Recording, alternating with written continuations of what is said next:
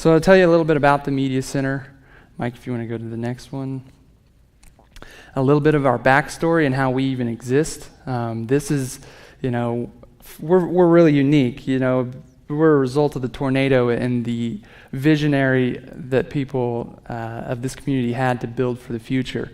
That's why the Media Center actually can even exist, is because people were pioneers of the 21st century and decided to put something in place that would allow for things like this to happen. So we could have built it back as it was, or we could have built for the future, and I'm so thankful for all the leaders of the community, members of the community that decided to build for the future to even allow us to exist. So we are a nonprofit.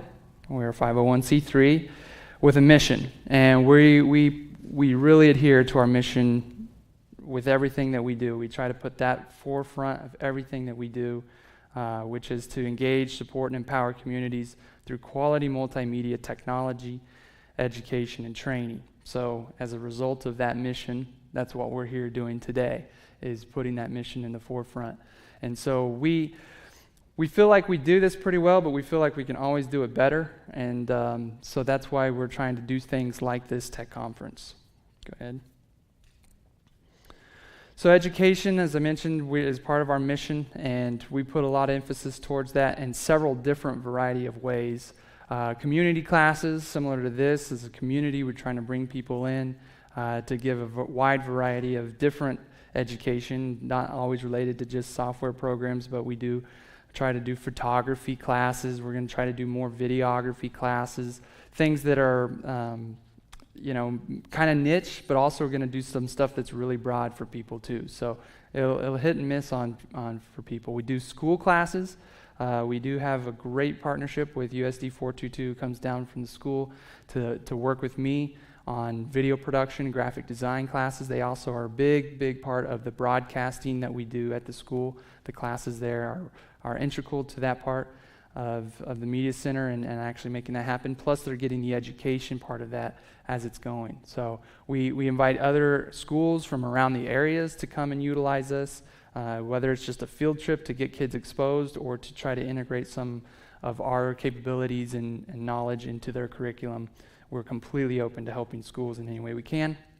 And of course, when we offer one-on-one training for people who need it for very specific things that we might not be an offer in a class for. So if there's something that you have that you think, I really need this training for, I don't necessarily want to wait for them to put out a class, you can come and approach us and say, hey, can I do some one-on-one training on this? And it might not even be something that we are really comfortable with, but we like to be able to learn that stuff in order to teach it to you. So whatever it might be and related to the technical field and you think you need some one-on-one training, come talk to us and we'll see if that's something we can provide for you. So I did want to talk just a brief moment about the services we offer, because we feel like our services can benefit a lot of people. The service work we do helps subsidize our nonprofit, our operations. So we do work for hire. So video production is one of those. We create a wide variety of different video production. I feel like our production level has gotten really high with the addition of Seth Benford, who is one of our videographers, and so we've really increased our production capabilities. So we do stuff like weddings and conferences and all kinds, run the gamut of video production. We do web design. Mike does web design. He's really rehearsed in putting together really sleek websites. If you've seen ours, that's the result of Mike putting together some really nice web design. He does WordPress stuff, so if you're already working in WordPress and maybe just need some help, again, that kind of comes back to the education, or if you need him to design a website and hand it over to you in WordPress, he's very rehearsed in doing that as well. Live event production is another service that we offer. We're getting better and better at that all the time with how we're able to do things, just like today when we're streaming this conference. We have Casey Roberts, who's in that picture, in the back running everything off of a laptop and being able to stream this multi-camera and do all that kind of cool stuff. So always adapting and trying to do better and better things with live event production. Plus we have the production trailer that you'll see in a moment that can really be robust and pull around and do some really high quality live event production stuff. Going back to Mike's things, computer and IT services, We really have seen that really expand with the need of this community.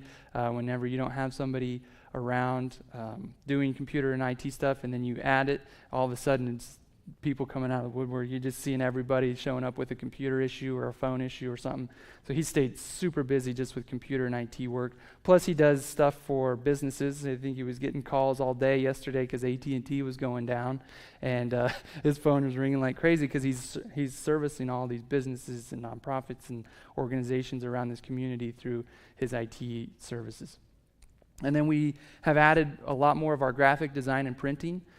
Cassie is really taking this on for us, so we can do a lot graphic design for your organization, and then get that also printed and delivered to you, start to finish. So those are the services that we offer in order to provide that to the community, also to raise some money ourselves to be able to continue to do things like this.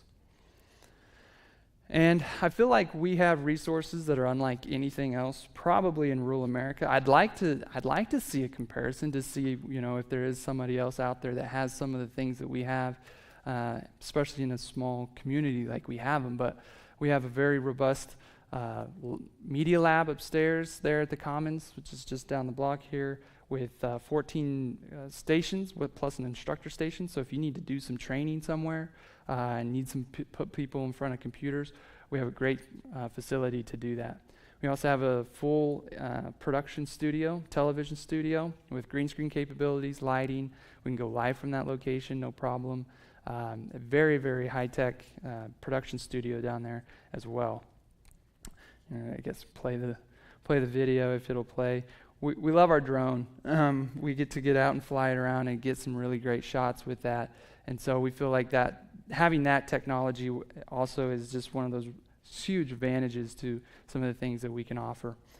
And then in relation to resources, our partnership with this facility and this organization at the Twilight Theater really just expands upon even more of what we're able to offer to people, just like we're doing today, to be able to come down to a venue like this with all the capabilities that are built into a venue like this. It worked out really well that I was on the theater board as this building was being built, and I could say, well, we need a camera there, and we need a camera there, and so here we are today using those cameras. So it worked out really well to be able to kind of have that conjoined effort between media center and theater that's going to last for hopefully a very, very long time. So we can park that HD TV production trailer back out here behind the theater, plug in all the cameras if we want to get real fancy with it, and do a 6-7 camera shoot if we needed to. So this facility, with the capabilities of the screen and doing all the things that we do today, adds another resource to this community that we feel like can really draw people in, and local members of the community can really find ways to utilize. So we're really proud of that. So why are we doing a tech conference? We set out in January with some very strict goals. We said we want to do some very bigger things than we've ever done before. What could that be? So we started throwing out some ideas, and I remember it being Mike that said, well, what if we did something like a bigger class down at the theater and tried to really draw some people in? And that kind of stemmed this idea of like, well, yeah, you could kind of turn that into kind of a conference and it'd be really cool. And then we got crazy. We said, well, we could do breakout classes here, we could do this, and we could do that. We thought, well, we better slow down and take one step at a time, and let's just do kind of a mini tech conference and start to get the idea of this going. Again, I kind of said in the beginning, Tech Conference 2017, we want this to continue to be something that grows and bring more people in and have different areas of tech to cover. So that's why we did it. We set a goal, and we said we're going to do something that's dedicated to our education mission, and then this idea of the tech conference started to form. And we said right then, well, we don't want to charge people to do it. We want people to come. We want to give this education away. And so we already had made that declaration that it's not going to cost people anything. Well, we'll go ahead and go to the next slide. In the midst of the first part of this year, Gene and Jan West actually got awarded the Monsanto Grows Communities grant that they were able to award to a nonprofit, and they chose the Media Center, not knowing even this whole plan of the tech conference. And you can see by the language kind of what the purpose of that is and how it is to, support the causes and the importance to their communities. Well, Gene and Jan West have been supporters of the Media Center from even before really conception of the Media Center. I mean, Gene was in conversations with Bert Biles, who was kind of the brainchild of this, from the very beginning, and started getting behind it and supporting the idea of building for the future. And then Jan has been the president of the board, was the president of the board before there was actually even any operations going, up to just a few years ago, and then they've continued to support us. So with them giving us this money, then gets to turn into this funding for this tech conference, so that it actually doesn't cost us anything to do. We have a grant that pays for it. So we're just really pleased how that all came about, and we really thank Jan and Gene for their support of this conference, but also just of the Media Center in general. And just a couple of quick housekeeping things. You should have gotten a schedule as you came in, to kind of just give you the quick rundown of today's events and what we're covering and what time. And also, on the back side of that, and Cassie probably explained this to you, but we really, again, this is the idea that this isn't just a one-time thing. We want to see what other classes that you guys might want to take from us. And we just came up with a quick short list in a meeting that said, well, we could do this and that and that. But we left you that space to write other. And if you have more than that, you can just kind of write underneath that line. We're not going to limit you, just give us one other. So fill out that, please, and then turn it back into Cassie. That's also how you're going to be able to get some of those giveaways at the very end of the conference. And so and not to say that these classes are going to be necessarily in this format either. I wanted to mention that. We can do little one-off classes. Mike had talked about getting down to Daylight Donuts and just doing something in the morning on a simple class like setting up Uber on your phone kind of stuff. It doesn't have to be in the tech conference field. So look for other classes coming out from us. Probably won't be in conference form until next summer, but this will what some of these classes will be like. So yeah, get those turned back into her. We're going to do that drawing at the very end of the conference. We're going to collect these, make sure all of them are collected at the end of the second session.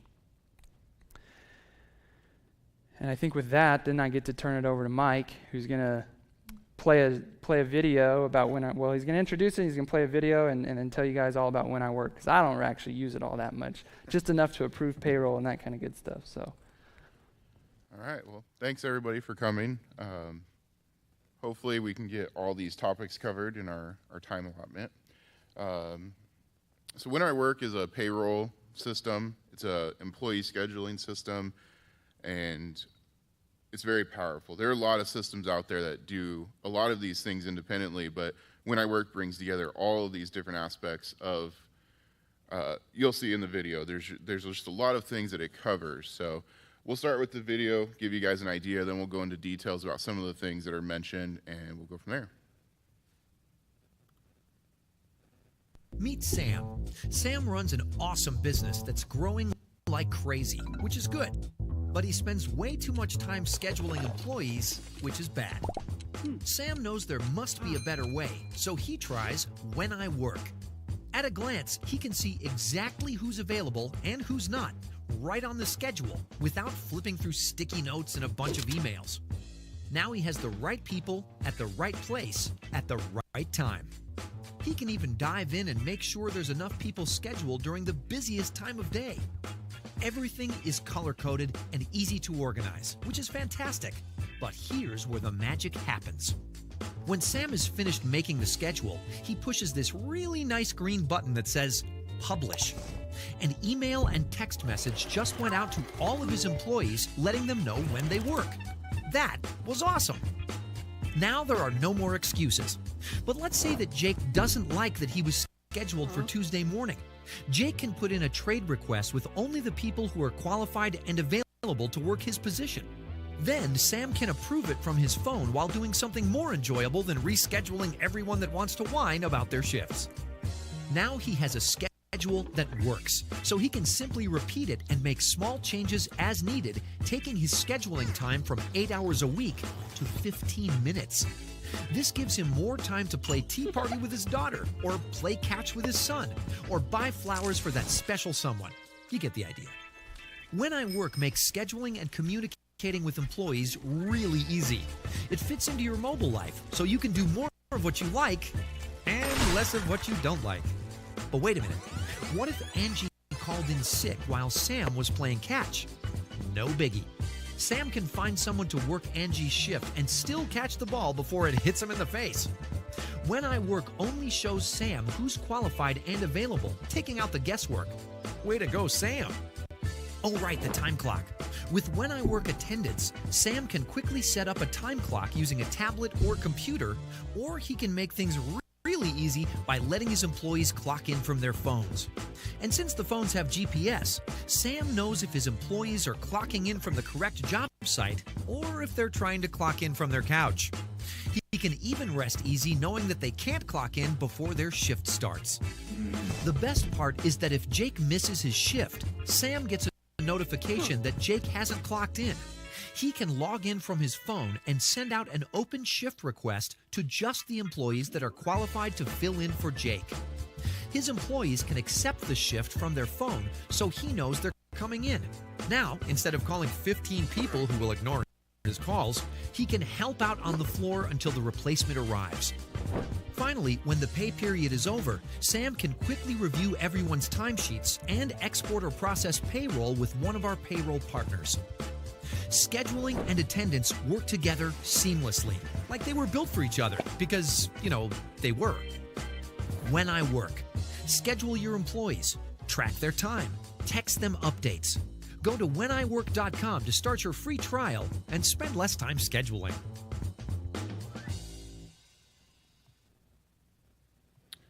All right, so you can see there's a lot of powerful features within this app itself.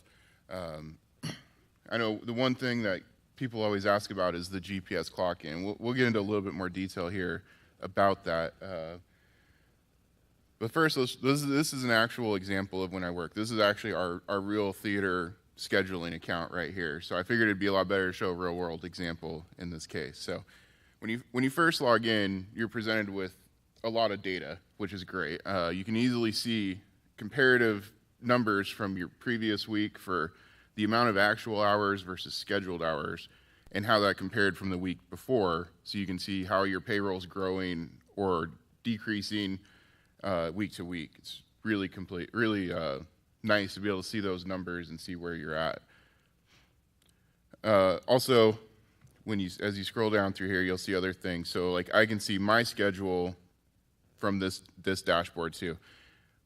When you set up an employee and When I Work, you can choose whether or not they have access to this data, what kind of level they have. So it'll vary depending on the user, how much of this they'll actually see. But as an account holder, you'll be able to see all of this data. Also, labor costs easily spread out throughout the week. And attendance notices, you'll see a lot of no-shows here because not everybody actually clocks in, like me. I'm really bad about it. So, but yeah. So jumping over to the scheduler, this is the more powerful feature. Also, When I Work has a free version and a paid version. The scheduler is the free part, and you can use this for up to 75 employees, absolutely free. The feature that's the paid part of it is actually the attendance, where people are able to clock in, the GPS tracking, all that kind of stuff. So we'll start with the scheduler. And here we can see, again, this is our schedule for this week here at the theater. On the left, you'll see all the color codes for different positions. And again, when you add an employee, you can determine which positions they're qualified for. And as they're trained, as they become more qualified, you can add them to more. They're only going to see the positions that they're qualified for when you post the schedule. And it also makes it really easy when you need to add a shift for a specific position, you can only see the employees that are qualified for that position. So there's a lot of flexibility with how you use the program. We use it in a way that most businesses wouldn't, but you can do it multiple ways for whatever works for you.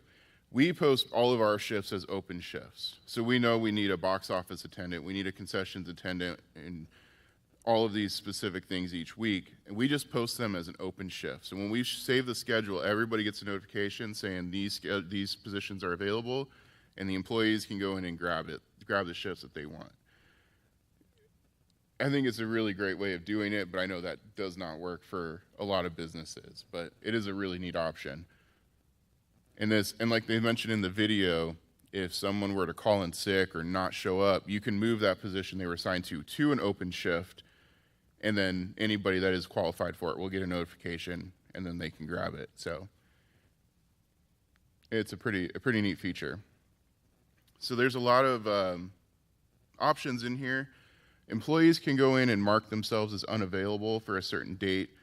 Like you saw in the video, if someone's got a doctor's appointment, they can put that in. If you are manually scheduling, then you can go back and see who is not available for a shift and be able to weed out those people. When creating the shifts, it's actually a really easy system. So we click on the day and the time. We have a lot of preset shift schedules, so you can set up as many of these as you need. And if we know we're going to need something, just click on it and it shows up on the schedule. And if you need to go back and edit the times, you can do that too. And you can even put in notes. So people, you can say, you're doing this, but we also need this taken care of during your shift. So it gives a lot of flexibility there. So when you create a new shift, you're going to see that it has these stripes through it. And that means that it's there, but it's not, the employees can't see this yet. It's not actually published. So whenever you have these, this big button over here is a different color, and you can hit that button and it sends out all the shifts, and then you just have to do that once and it all goes out. So it's really nice.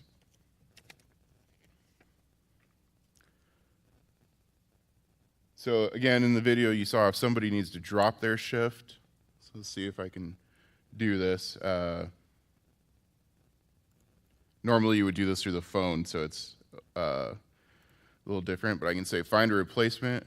I can see the people that are qualified for those shifts, and then everybody that is qualified can be sent that notification. So they'll get that pop-up saying that this shift is available. Go ahead and grab it, and that position's getting filled. One of the more powerful features of the scheduler is the ability to create templates. So again, we have a pretty standardized schedule here at the theater. We know we need the same number of people most weeks, and we can repeat that. So what we can do is you can set up your schedule the first time, and you can actually save that as a template. So then the next week comes up, let's go ahead and jump to an empty week. So I can actually just take that, I can load a template that I've already created, and it gives you options if you're going to allow it to override duplicates or allow duplicates. We'll say allow. And now you can see it automatically populated that. So if you have a pretty standardized schedule, you can just keep repeating this as often as you need. And you can create different templates based on different needs. So it's really, really flexible that way. So going back to the shift notifications, when these go out, only the people that are qualified for those shifts are going to get that notification. So if I just add one shift for one particular shift or one particular position, only those people are going to get it. Everybody's not going to get a notification. So then jumping over to the attendance side, this is the paid part of the program. When you can use the scheduler completely free for up to 75 employees. The attendance part is what lets people actually clock in so you can track their hours and eventually export that to your payroll system. The scheduler is really flexible also, so you can use it from your phone. The employees can use it to clock in and out from their phone, which is what we do here at the theater. You can set up a tablet or a PC that's basically like a time clock, so if you want people to have to actually come to the machine and clock in, you can do that. The GPS part of that is what's really great, especially if you have employees that are working off job sites. So if they're working remotely, you can actually save a lot of money. Instead of having your employee come to the office to clock in and then drive to a job site, you can just have them go right to a job site and clock in. You save payroll time by not having employees driving around once they're on the clock. So it's really flexible that way. The other upside to the attendance system is you have options when you set up your accounts how soon an employee can clock in before or after their shift.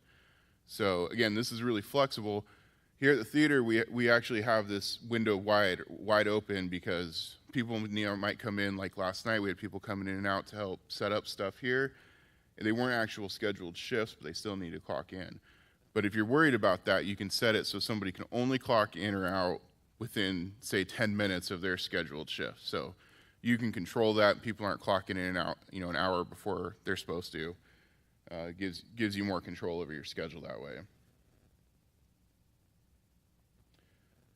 So the missed shift notifications, I think we talked about that already. So the cool thing is how automated this whole system is. So you set your schedule up once when you're ready. At the end of the pay period, you can jump right in and see we can see all of the employees, their scheduled hours versus their actual worked hours. If we actually can get the internet to work. There we go.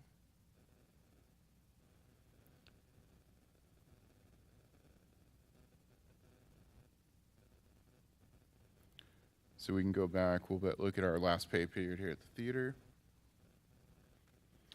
So again, you have the big stat numbers here. So you have the big number that you always want to look at is how much extra or less the employee worked versus what they were scheduled. So you can easily see that I worked 4.5 hours more than I was actually scheduled for. So then scrolling through the time clocks, you can see on each day the worked, scheduled, and the difference. So you can see, say someone forgot to clock out, and you're going to see on that day they worked an extra 10 hours. It's really easy to spot those kinds of discrepancies. And you can see which positions they are working. So here at the theater, we have different positions that pay differently. So if I'm working popcorn one day, my pay is different than when I'm working as a technical director. So when you go to export this into your payroll system, you can actually have it control all that for you. So you don't have to worry about figuring out all those numbers. So at the end of your pay period, you would go through each employee, and I've already done this since the pay period already ended, but you can approve each employee's hours, and then at the end of the week, you can close them out, and that ends the whole week. And what's really cool about this system is the ability to integrate into all kinds of payroll systems. The one we use the most is QuickBooks Online. So, and they work with a lot of different services. So as soon as you close out that payroll, all of those numbers get imported right into your accounting software, and you can just hit one button in there and process all your payroll and be done with it. So it saves a lot of time on your end when dealing with all this stuff. So let's jump over into some of the pricing. So like I said, When I Work is free, 75 employees. You have all the controls of the scheduler. And then their pricing structure varies depending on the number of employees you have. The great thing, When I Work does offer a 50% discount for nonprofits. So if you're running a nonprofit, you'll save a lot of money. You also save a lot of money if you pay for the annual plan versus the month-to-month. But so it's a really flexible system. As soon as you get into the premium plans, that's where it unlocks all the features. But if you're curious about this for your specific setup, you can contact When I Work, and they'll figure out exactly which plan fits your needs. But they're really good about that. We did want to make sure that we mentioned we're not trying to sell you anything. We're not making any commission. We're not profiting from this in any way. These are real tools that we use, and we just want you guys to be able to benefit from them. So this is not a sales pitch. It's just a information session. So that's basically When I Work. Do you guys have any questions about specific features or how to do anything specific?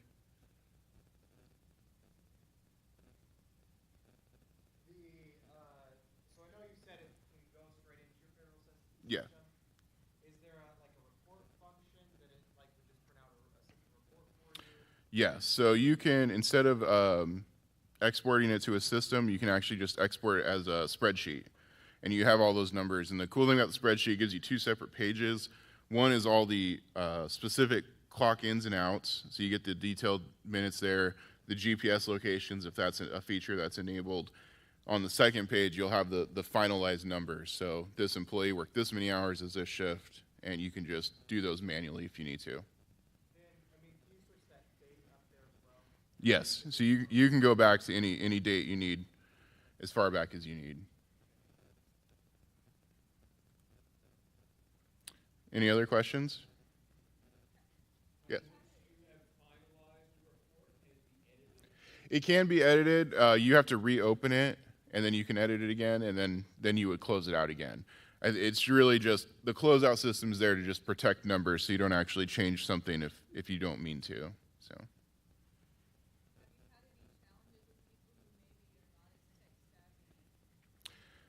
Sure. Yeah. During our interview process, we actually make sure that is a topic that's discussed. We use a lot of programs here that are cloud-based, app-based, so we make sure people are going to be comfortable with that when they start. For those that are not, you have that option of being able to set up a tablet or a computer as a regular, well, somewhat regular time clock. So they would just have their employee number, type that in, clock in or clock out, and makes it easy if they're not comfortable with the app.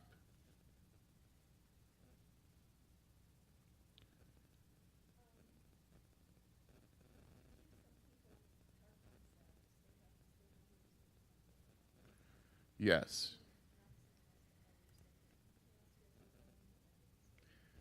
Sure. So you can control that when you set up an employee.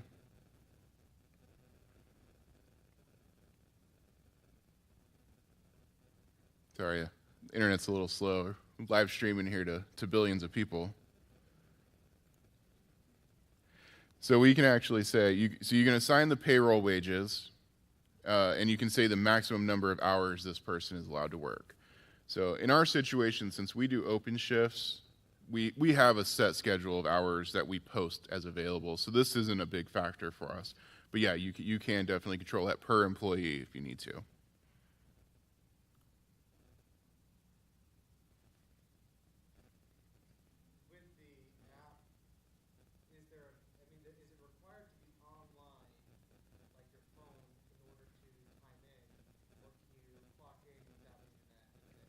No, you definitely need an internet connection.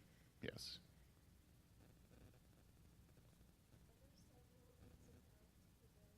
Yeah, you can do that. Yes. Correct. Yeah. And when you create the shifts, you can even say that there's a 15-minute unpaid break in there, and you can control all those details too, and they'll come out in your final report.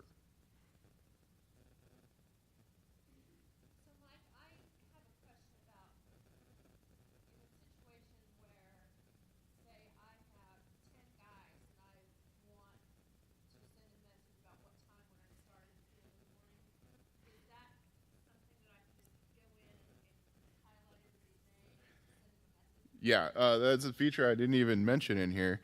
And it's kind of ironic. All three of the programs we're talking today have their own communication system.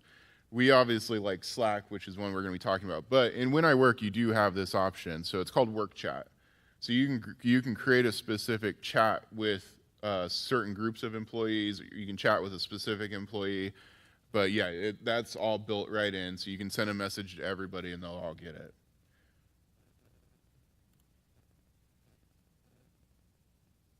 Any others? All right, well, we're almost at our scheduled break time, so I think we can take a quick break here, and we'll get started back with the next set. Yeah, we'll take a few minutes. We're a little ahead of time, which is fine. Gives us a little bit more time for break. Did want to take a moment to thank Kiowa County Chamber of Commerce for all of their great donation for the coffee and donuts today. So I forgot to mention them in the beginning, but I knew they had a slide coming up. But so if you see people from the chamber, you go ahead and thank them for the coffee and donuts. But we'll take a break now, and then we'll reconvene right at the top of the hour, and we'll start into the next program, which is called Asana. And I'll get to give you guys a little spiel on that. So back at 10 o'clock.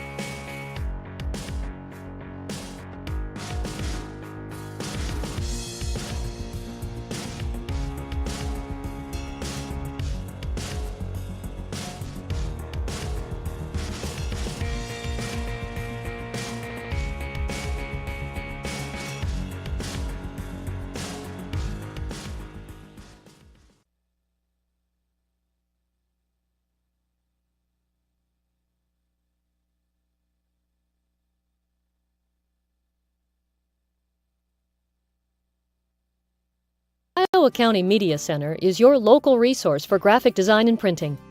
We use the latest software to create content for varying types of situations. Whether you need calendars, programs, or a customized design, we will produce a professional product that you will be proud to share. Contact Cassie at 620-723-1117 or come by the office at 320 South Main in Greensburg to discuss your project today.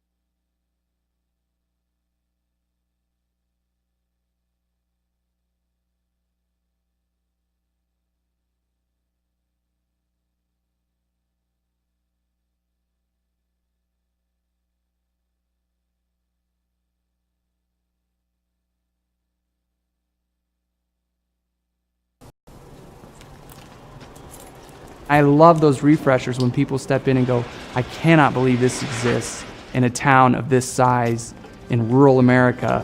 Wow, what potential lies here?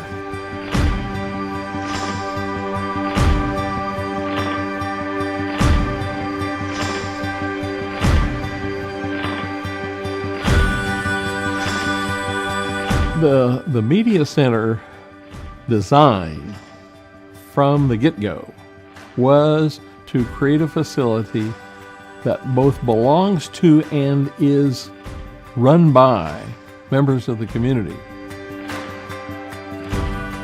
It's not here for just the staff to do their jobs.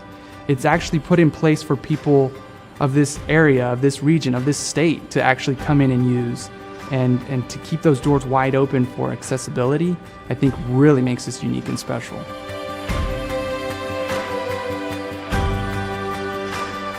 Being a small staff and a small crew, we're able to give people personalized service and really help them.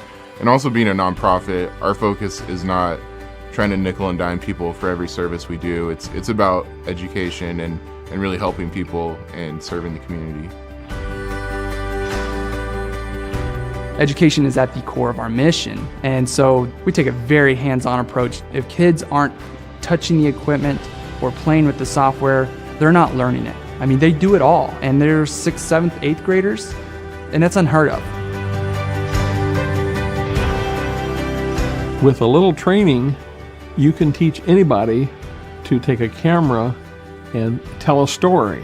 And that's what video and television is really good at.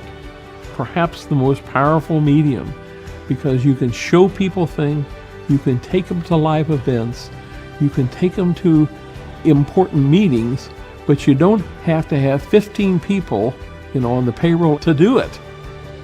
And that hasn't been possible before. That's what's cool about this thing. Our mission is to empower people with quality multimedia technology and give people that ability to use that technology in however way they want, to have a voice or to communicate with that. And we've really gotten to see people take that on and use that in that way, and that's just super fulfilling.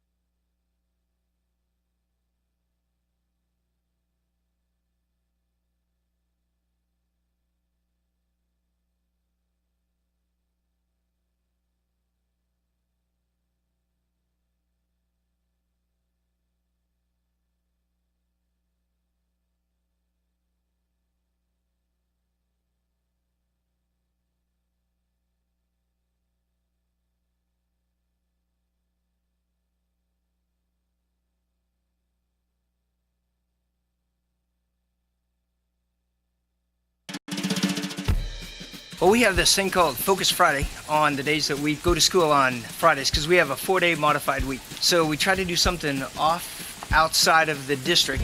And today we got to come and hang out with Grant for a while and check out what the Media Center has to offer for us. So today, Haviland Elementary, grades K through 8, came to visit the Media Center. And so we got to show them the radio room, the media lab, the studio, talking about video production and what it takes to create high quality video. You should have seen them on the green screen. They just loved it. Then they can see that we actually had a helicopter in the backdrop where they could see themselves on screen and then a helicopter behind them flying around. So that was really interesting and entertaining. Then we brought them outside to the HD TV production trailer and let them sit in all the different seats at the production trailer and kind of gave them an idea of what an actual broadcast is really like, and talked to them about coming and being a part of the live stream broadcast. And then we flew the drone, and they got to see the drone in the air. Many of them hadn't seen a drone before, so they got to fly the drone a little bit. The older group got to actually fly the drone and experience what it's like to interact with drone technology. So the Media Center is very adamant about education as a mission, and today was one of those exact days that we took the time to embark that upon our youth of Kiowa County, and it's all very worth it when you see their faces light up when they interact with the technology we have here. Today at the Media Center, I learned how to fly a drone and how 3D printing works. My favorite part was the trailer and all the cool fancy tech they got in the trailer. Hopefully get to work there sometime. I learned how amazing it is to be a producer. It shows the commercials in the breaks of basketball games, football games, volleyball games, and stuff like that. Today at the Media Center, I learned how 3D printing works, how it melts down materials and lays it down to create this little 3D figure.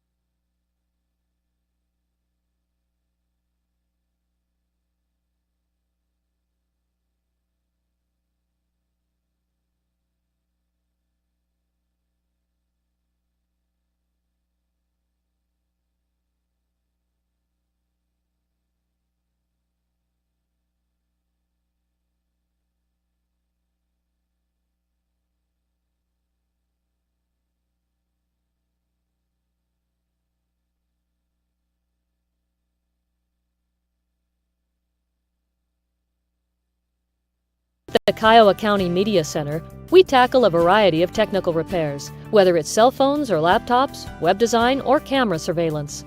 With a background in computer technologies, Mike yields professional results. Visit our offices here at 320 South Main in Greensburg, or call today at 620-723-1117.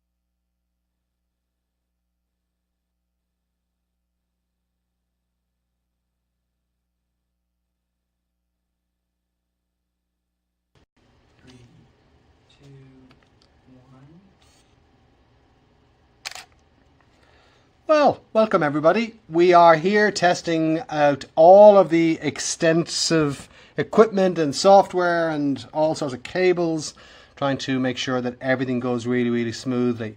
So we have most things resolved. Right, now what we're doing is just testing these systems here for our live creative photography workshop that's going to go out on Saturday, August 12th from noon to 3 p.m. and that's Central Time. No, yes, Central Time. I'm trying to think in various time zones, and I chose that time because it allows people in Ireland to log in 6 hours, which will be basically 6 p.m. your time. So essentially what I want to do is I want to go through the various aspects of creative photography, including talking about what are some of the settings that we might want to use, what are the modes that we might want to use. Aperture priority would be a favorite. I'm not saying that aperture priority is the only one, but hugely we can control the shutter speeds through the apertures by also bringing into play the ISO, which we quite often want that to be the lowest possible. So I have a sample here, and this particular shot is one which utilizes the aperture f22 and a low ISO 50 to be able to give me 4 seconds in daytime, and you can see it's daytime because right here there's reflections of the sky through the trees. So you're seeing that it is daytime, yet I've managed to get a 4-second shutter speed.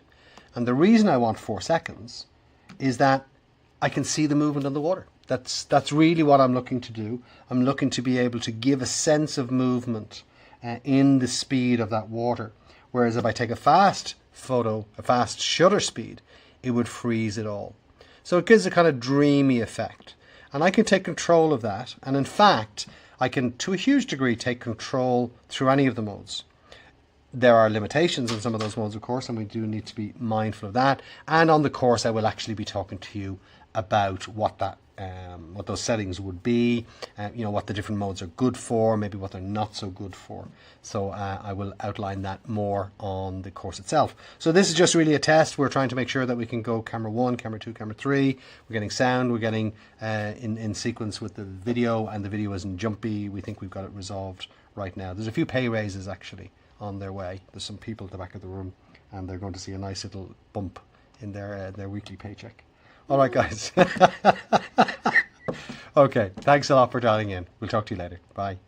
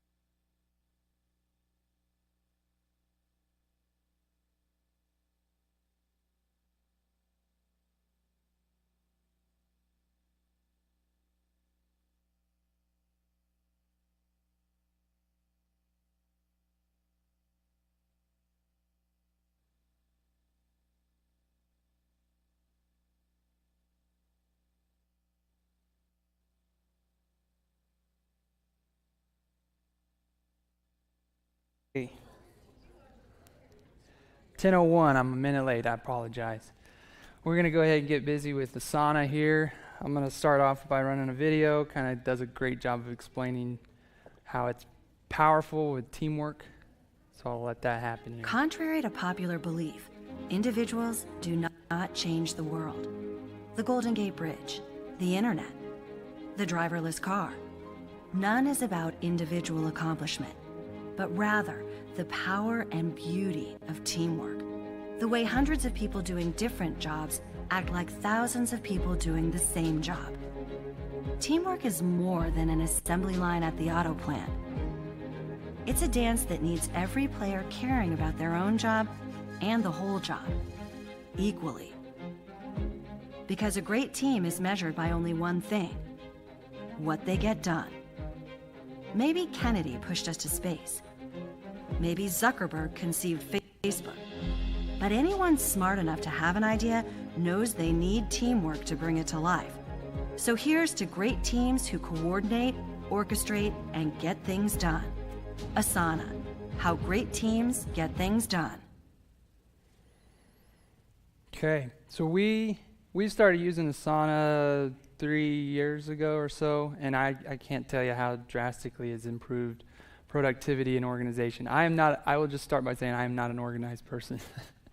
So let me just preface that to start with. But I will tell you that Asana has made me much more of an organized person because it's given me a tool to organize with. If you're just trying to organize in your head, or you're trying to organize on paper that can be lost or recycled or something, that's what I was doing before Asana. I mean, I didn't have a method. And so what Asana has done is basically it's given me a method to take everything that's running around in here and be able to streamline it down into some kind of fashion that can help me organize myself and then others that I need to delegate things to, or for those others to delegate things to me then when I need to get things done for them. And so Asana has really made that really powerful inside the Media Center's operation. I know the theater uses it as well, to be able to coordinate teamwork and also individual tasks that need to get done. So we're going to just look right at the interface of Asana. I've created myself a little checklist to go down the list here and tell you guys a few of the features. I'm not going to show you how to do very specific things and tell you, click this button, do this, do that. Really, my thing is going to be an overview so that you can kind of understand the program and understand its capabilities. I'm not going to go through the nitty-gritty of how to set this up or set up an account and all of that today. But you guys can follow up with us afterwards if you need additional training for us to come and do this with your teams. So one of the really cool, powerful things about Asana is that it integrates with email. And so we have Google accounts at the Media Center, and I think it integrates with just about any account, really, but streamlined with Google accounts. So I actually log into Asana with my Google account, and it's all connected. And so what that allows for is email reminders or task updates that are coming into my email inbox. If I'm not thinking about going and checking my Asana, I'm still understanding some of the things that need to happen because it's coming to my email. And so that's really nice. So I'll get a notification that says this task is due on a certain date. And so once that comes to that date, my inbox will actually have a task right there so I can know I need to get that done. And that's been really, really powerful and beneficial. Also, the same goes for updates. If somebody updates a task, I can get an email notification. There's also a lot of stuff that you can do inside of Asana to check on those things. It's not like you can only do that through email, but email is a good way to start getting yourself familiar with notifications and that kind of stuff. So, oh yeah, there's one right away. There's this cool little thing that whenever you click and you complete a task, Asana has this option of having little unicorns come across, but it won't do it every time. And it did it on the very first one, so we'll see how many of those we get. It's a unicorn and something else. I don't remember what the other creature is. And as I was setting up this and getting ready to do this class, I learned a lot about Asana in order to teach it to you. And I found all these cool features and all these different things. And that was one of them. I was like, enable, click. So you can use Asana as an individual, and you can use Asana as a team. And there's a few ways you navigate that a little differently. Not a whole lot, but if you're using it just for you, there's some of these things like I'm going to talk about for teams and that some of those things that aren't really going to relate to you, and you'll just focus in kind of on the my tasks and really do things that are just you're giving yourself a to-do list. So it can work well for you if you're an individual, and it also works really well as a team. So I just wanted to make sure that you understood that this is, a whole video promo is all about teamwork and that kind of stuff. But if you just need somewhere to consolidate your to-do list, Asana is really great, and there's a lot of features that you don't even have to mess with in order to do that. Because you could just go up to simply go to My Tasks and create from there all your tasks right there. And then you can get as organized as you want by project and that kind of stuff if you need to get. But if you're just doing a simple to-do list, it can be right there. But the team projects is where we find a lot of the benefit, and I think a lot of people work with this well in teams because of how you can coordinate and connect people to different projects. So we have several different teams over here, and I, as a matter of fact, I'm still working on finessing this. I told you I was, kind of getting into Asana a lot more and trying some different things. We're actually still finessing this a little bit more, but all of these over here on the left side, I set up as teams so that certain people don't need to see this project because it doesn't even affect them. So we're basically just trying to kind of consolidate things. But as I was doing that, I'm like, okay, we're a team of 3 at the Media Center for the most part, Mike, Cassie, myself. So as I was going through and I was making these teams, I was like, well, that's Mike, Cassie, and Grant. And then I'd make another team. I was like, well, that's Mike, Cassie, and Grant. And then I was like, well, I don't know if we need to make that many teams because we're kind of like, we're all a team. So we're probably going to redo some of these under just more of a general Media Center team that we're a part of. But I was playing around with this a little bit.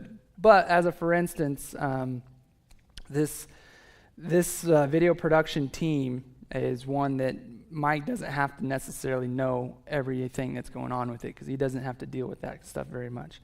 Same goes with IT and web. I don't necessarily need to be a strong part of that team because he's got that handled. But those are just kind of examples for that. So good for individualists, really good for team projects, and we'll get a little bit more into that.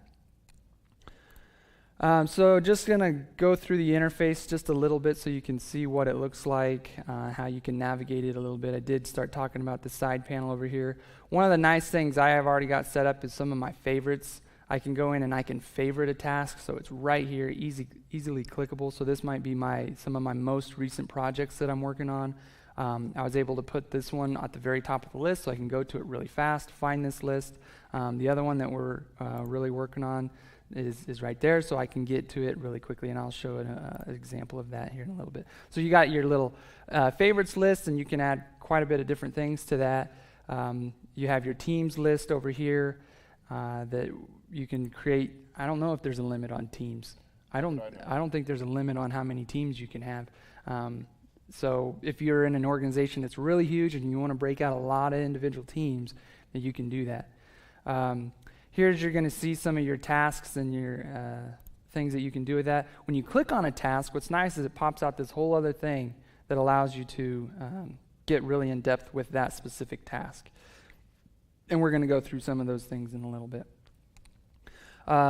So then you can actually switch teams if you need to. So that's what this panel up here in the top right-hand corner is. So I'm in the KWKS media team. But I can also go to different teams that I have set up for myself or that others have invited me to be a part of. So I created a team Newhold for Stephanie and I, but I wasn't good about doing my tasks on there, so I rarely go to it. She was really good about it, and then I kind of fell off. But then I started thinking I should probably get back to that because I give myself tasks on there like mow the yard, and I can literally set a reminder to do that because as crazy as it seems, I might forget to mow the yard sometimes.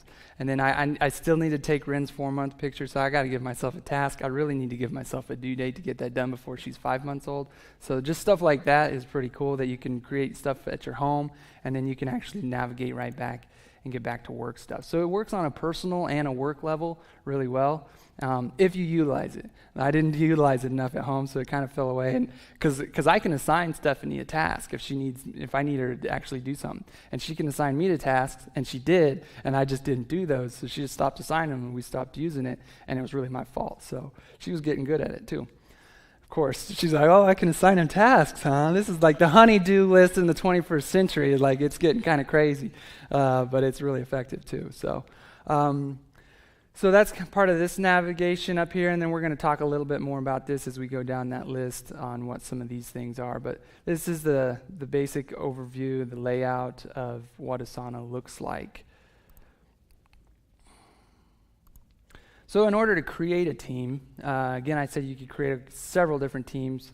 You really can just, it's as simple as coming in and pushing this plus button and creating a new team. And you can give it a team name, you can give it a team description, and then you can add the members of that team right there. So really you want to set up a general, I think you want to set up a general organization and add everybody of the organization to that so you can have communication across the entire organization if you need it. Or structured across the entire organization. Then you can really break this out into team members specifically. That's where I kept coming in here and adding Mike, Garen, Cassie on all of these different teams, so I didn't know if that was completely necessary after doing that. So you can set that up, you can, boom, create team, and then it comes over here on the left side panel, and you can then go into that and start creating projects underneath that. So that's creating a team and adding members to that team. So then you can create, there's another one. Then you can create projects, which then this is where you can really start getting some of that organizational structure towards specific projects. So I'm going to show you the Institute of Photography example that I developed just the other day as we got basically the green light to do this project on the 12th. So I started to go through and structure in a project. So I'm going to kind of give you a look at what that looks like. So in projects, and this could definitely vary between your organizations and how you would structure things. The way I structure things doesn't necessarily mean this is the only way to do it in Asana. That's the other thing about some of these programs is the way you use them can be so customizable to you. That's not like it was designed for a very specific way and that's the only way to use it.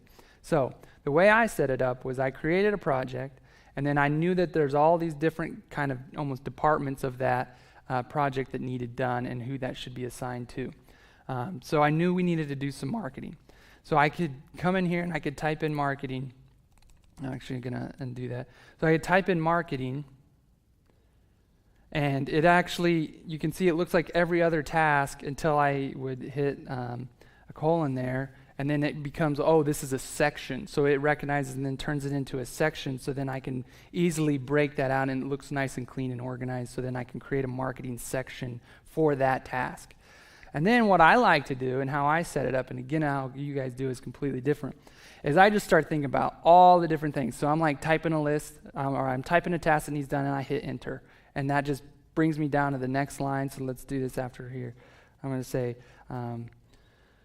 example, and then I hit enter, and then it just gives me, I just keep going down the list.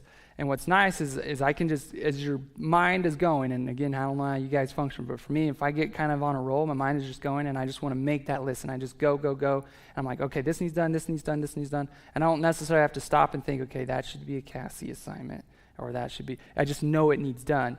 So then I can come back and I can group select different tasks, and then I can assign those out all at the same time to a certain person, and that is really, really nice to do. So I create that section of marketing, and then I can come back and say, well, that's all production, so I can put that under a production. And then there's even web and IT that needs involved into that project, so I can create that section, and I can assign those to whoever it needs assigned to. So that's really nice and really functional. Okay, so I'm jumping, adding sections, adding tasks. Let me get caught up here. Gosh, those are just firing off. They don't usually go that many. I don't think they usually go that many, do they? Not that often. That is pretty cool. So that's adding sections. Come back and talk about how to add that task really quickly. Not exactly a direct how-to, but so I create that, and I want Cassie to create the graphic art. She does the graphic art there, so I can come in and right up here. It's already assigned to her, but if it wasn't, then I just come and find her on the list. Or if I assign it to her and then I'm like, well, that's actually more of a Mike thing, I can reassign that to him, no problem. You're probably going to get an email notification right away. As soon as I do that, he's getting an email notification that I just assigned him a task. And then he'll see it. It's the create art. In his email, he will see it's create graphic art for promotion. So he will get an email of that right away. I'm going to switch that back to Cassie. No offense, I want her to do that work, if you don't mind. So then I have to think about different things that I need to do in order for Cassie to do her part. So I have to assign myself something, because if I don't assign myself something, there's a good chance it's not getting done because I just didn't make that into my list, which we're going to get into. But so I go in and I assign myself something, and it looks like I was supposed to do all that stuff yesterday, and I did not get that done. So we'll see that in my overdue tasks. So I can assign it to myself, and it's really easy. And then the other thing, I think that's probably what I have next, is due dates, assigning tasks, and then subtasks. Okay. Adding tasks to a project. Okay, yeah, that's what I need to go back and show you. Well, that's kind of how I was doing when I was showing that example thing, wasn't it? Yeah, okay. So I did do that. And then assign it. Subtasks on yeah. I thought I had that on there. Maybe I just didn't. But so we can do a subtask to that. So if there's more of a task that goes like, a lot of times there's this, and then there's also kind of this that's related to that as far as the task goes. So which I did here. I actually have that as an example on this one right here. So create the graphic art for promotion. And the subtask to that is we need flyers and we need a theater slide. So I can create those over here as subtasks by just clicking this little button, and then underneath that task I can create as many subtasks as needed, and then those are also assignable. So if flyers were to be created by somebody else, for instance, that could be assigned to them with their specific due date and all of that. The other thing is you can come in and you can make descriptions about that. So if I needed to assign this task to Cassie about it, and then I needed to do any kind of explanation for her about it, I could jot that in there, and then that way she doesn't get just the title of create graphic art for promotion, and that's it. So I can go in and then I can add details of any kind of things that I want her to focus on. So that's really nice. So then you can have the subtasks, and of course those are all, you can all check those off, but they have basically the same functionality for the most part as a master task. The subtasks really help kind of break that work out. And that's how you get really organized, is because you take it and you just break it all down so nothing kind of slips through the cracks, because you're going through all the entire things and giving them a list so they don't just kind of get forgotten. So that's adding tasks. I talked about adding the info right there in that section. And then giving due dates. Man, those are firing off. I like that. So we have very specific due dates for this because we're a little bit under crunch time for the fact that when we finally figured out if we're able to do this project by the time it's actually going to be done. So due dates and those kind of things become really, really important for a project like this. So I started firing off due dates for people right away, including myself. Again, I see some of those undone. So if I want to give somebody a due date to do something, it's right next to the name. I click in here, I get a calendar view, and I can just go in there and I can select that day that needs to be done by. And what's helpful for that is somebody they're going to get that, and we'll talk about it in a second, but they're going to get that into their My Tasks and when that due date is expected to be done, and that helps keep them organized. So if you don't give them a due date, this stuff could get lost in the shuffle really easy. It's going to go down to their later section of their tasks, and so I strongly recommend, we're going to do a lot better job at this after I've gotten into this a little bit more and understood it even better. We're going to do a lot better job of assigning each other the due dates, because I've just been in the habit of really just assigning the task and not specifically saying this needs done by this time. And that's how you keep things on a great timeline, is to be able to put due dates in there. So you can put that due date in there.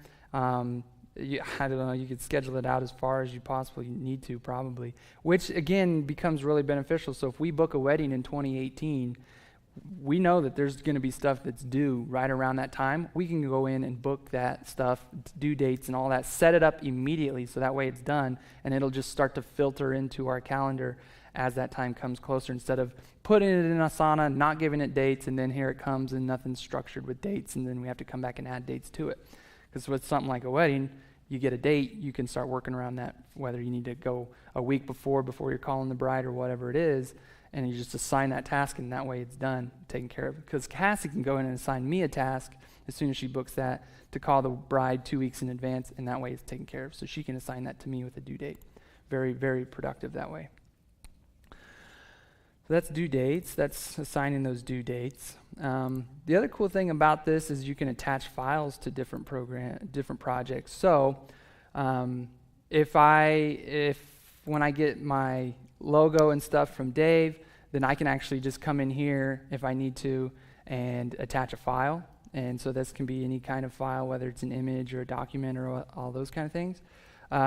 What's really cool is you can attach files from stuff like Google Drive and Dropbox and those kind of things, so they're linked in to your other accounts that you're already utilizing. So I create a lot of different stuff in Google Drive, for instance, which I'll have an example for here actually after a little bit about with my bride questionnaire and how that's a Google Doc that I can attach to a task. But you can attach several different from your computer, whether it's PDFs and that kind of stuff, so that you can keep things consolidated and not lost.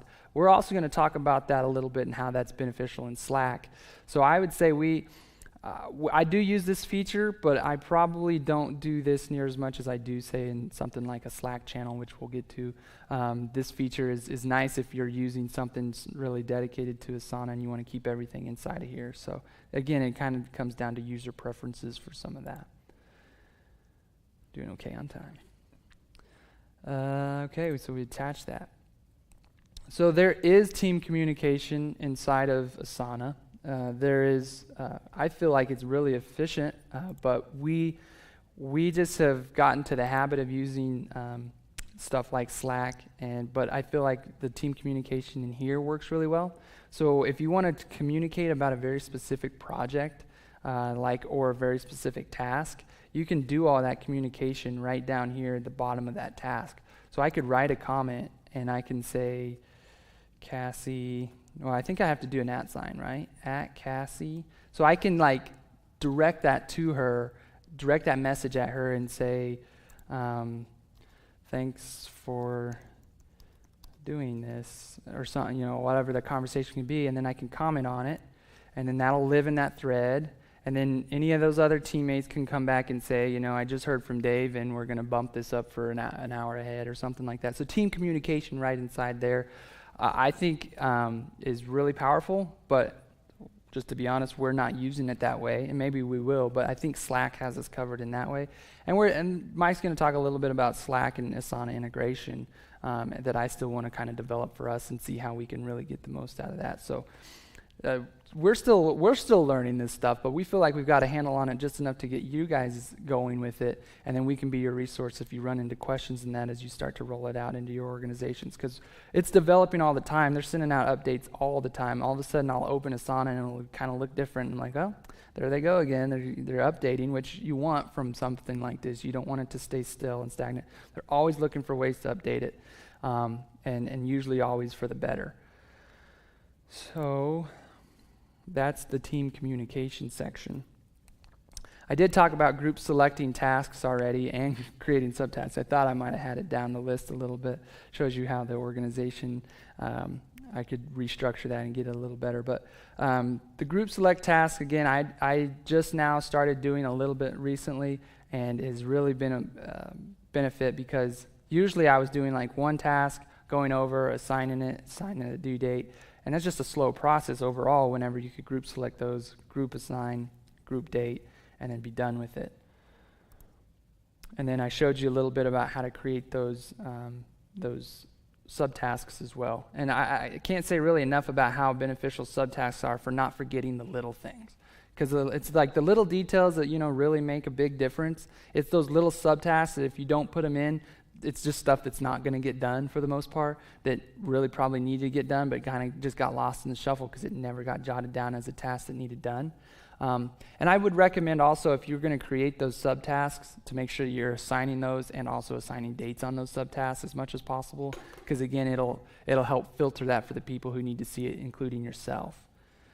If I could real quick, I'd say, even if you don't have an exact due date for a project, I would still assign an arbitrary one. That way it keeps it on your radar, and you can keep moving that date forward if you need to. But I found without a date, it's very easy to lose track of a project. Yeah, because we're going to show you just right now by how you can change your views. So I'm going to come up to my task, and I'll show you a little bit of how you can change what you see when you get here. And one of those things that you can change is how you sort your projects, and you can actually sort those by due date. And so if you do that, that's where if you give yourself that due date and you can kind of see where that lives, then you can actually see it instead of it getting buried somewhere that doesn't have a date on it. Because I'm not seeing anything in here right now when I sort by due date that I didn't give it a date yet. And so if I sort by that, and I know Cassie does that quite a bit, she's really a lot better about the organization of giving herself timelines and deadlines and that kind of stuff. And she talked about she sorts it by due date, and then she has it right there. So you know what your primary thing is when you get to work, and you know what needs done. If you sort by due date and say, well, that needs due today, and that's not needing to be done until next week, so I better do the stuff that needs done today.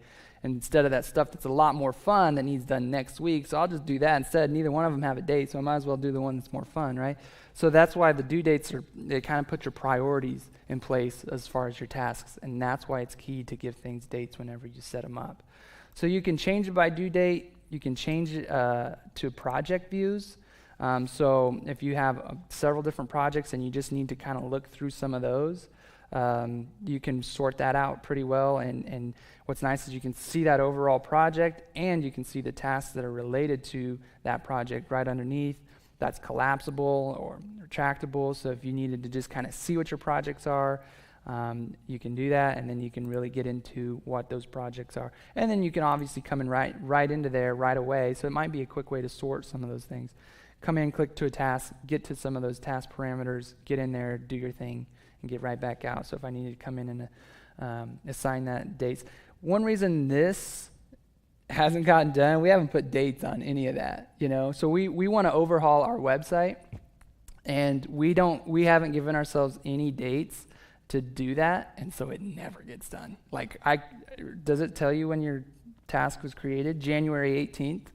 So that's a prime example of we've just never given ourselves a due date to say we want the website freshened up by June 1. If we would have done that, I promise you it would have gotten done, because it would have been on our calendars, it would have been on our tasks, and we would have got it done. So that's why I say we have improvement. I have improvement to make inside of Asana as well, and I really want to get the most out of it. And I think from my research and what I found is it really comes down to giving those dates. Otherwise, you'll just never look at it. You just won't see it, and there's plenty of other things that come up in red that you're like, I better get that done instead. So you're going to do those things.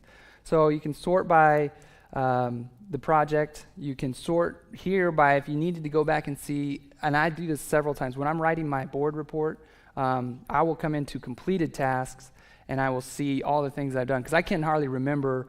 You know, we were meeting bi-monthly, and I would have to think, okay, what have I done in the last 2 months that I'm going to put in a board report? I know I should be making that board report probably as I go, so I don't have to go back and look. I'll probably get to that organization in my life someday, but as of now, it's really nice. I can come back to completed tasks, and I can just kind of sort through and look through and be like, oh yeah, that was one, okay, and then I can jot that down. So it's really nice to be able to have that feature. And then you can just go all tasks, which is going to show you every single thing that has been assigned to you or that you've assigned yourself, whether it's completed or still incomplete. And normally I leave it on incompleted tasks until I need to get to those board reports. This is a section I don't really use, but you can sort stuff by hearts, and I think I might have hearted one thing just to try it out. Yeah, teaching Asana, go figure. That's another function that I was learning about as I was doing this that we're not really utilizing. So if you have certain things, it's almost like liking something on Facebook or a social media site, to where you can then filter by some of the things that you really like. I don't quite understand that feature yet, but I'm just kind of making you aware that it's there in a sorted view if you ever get into it and play around with it, and you can understand it better than I do. So it's there for you. So that's kind of changing your views around and making Asana work the way you want, and making sure that, you know, if you need to sort by certain things, that you do know that you have that ability to do that. So again, I was talking, using the calendar is really, really key, because the other thing that I started to develop and figure out is this stuff is integratable to like your Excel or Outlook calendar or your Google calendar, whatever calendar, third-party calendars that you're probably already using in some way, that you can take Asana and push those things into that calendar.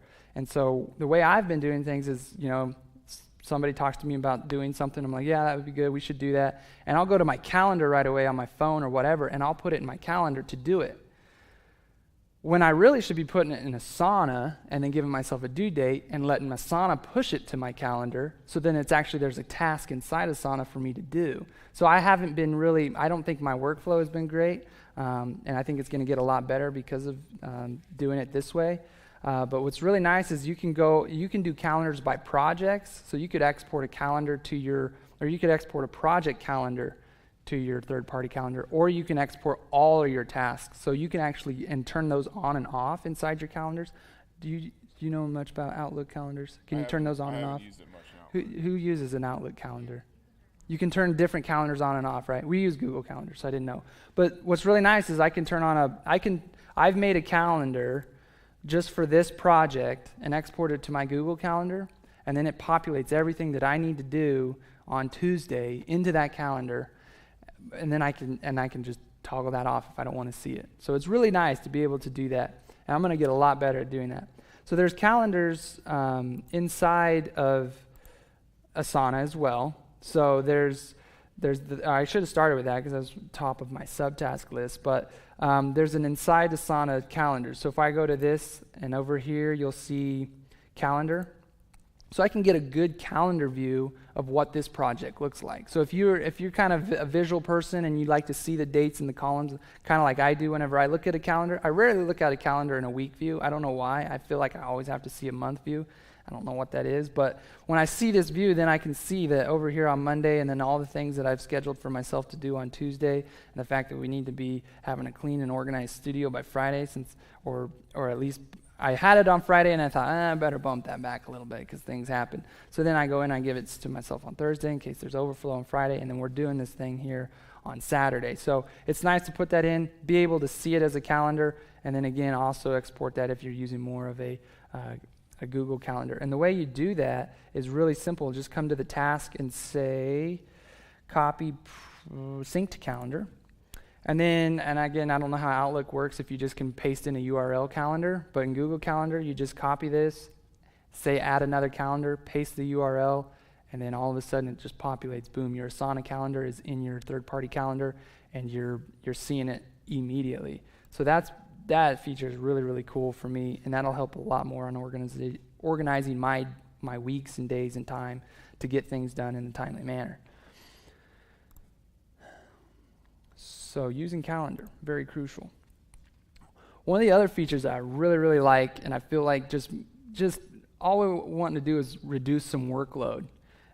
There's no reason that if you have projects that are very reoccurring and similar to each other, to not set that up as a template.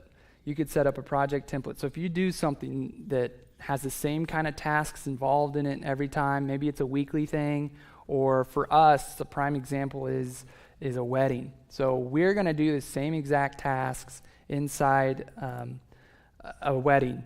So there's the very obvious things that go with it. And let me just show you a wedding template example. So we can go in and we can set up all this structure to begin with. So Cassie can put in all the information and details as soon as, because she's doing all that stuff in the beginning with brides and getting their package set up and the details of everything.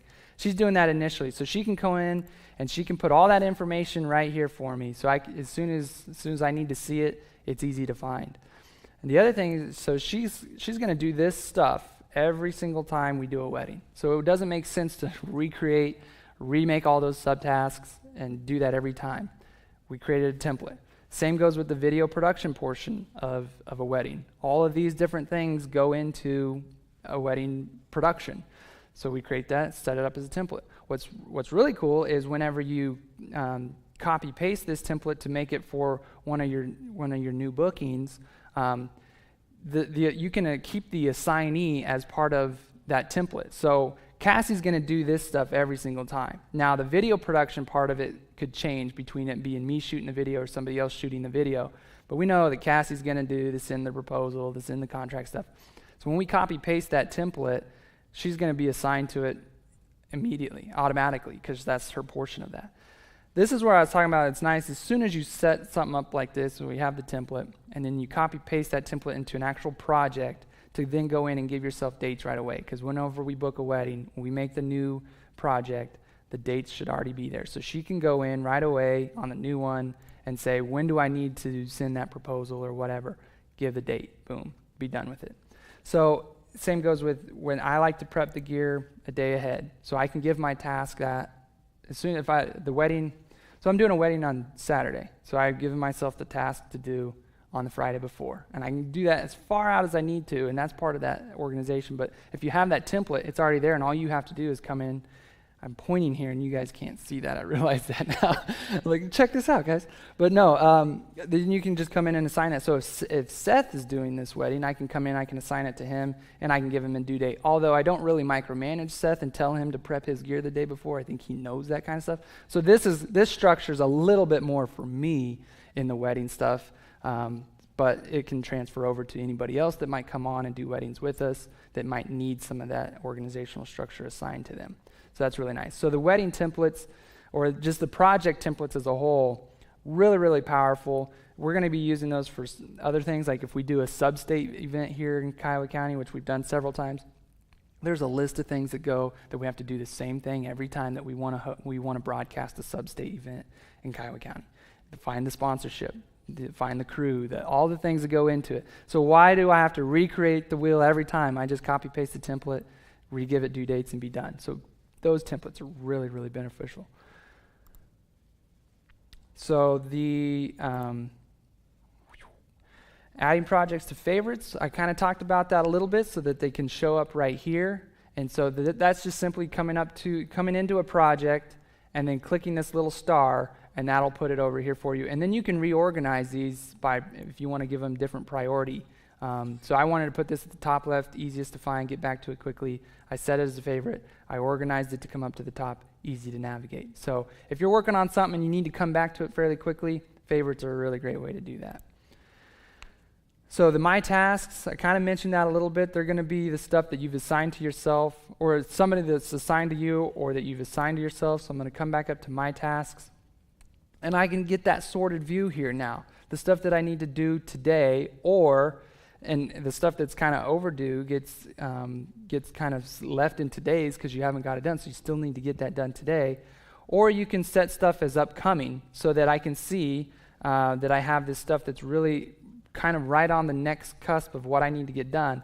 But I don't have to focus on that necessarily because I have my own stuff I need to do right here today. So it's a great way to sort that. And then you have all the stuff that has kind of not been given a date, or that you've specifically gone in and say, I can do that later.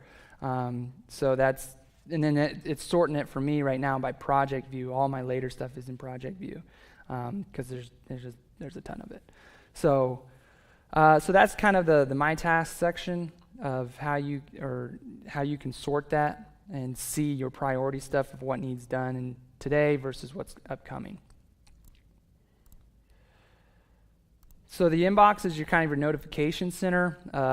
I need to get better about using this so that I can come in and I can say, Sandra, we did not bill her for the time, and I found that as I was going through my Asana tasks and cleaning those up. I was like, Cassie, did we do that? No, we didn't do that.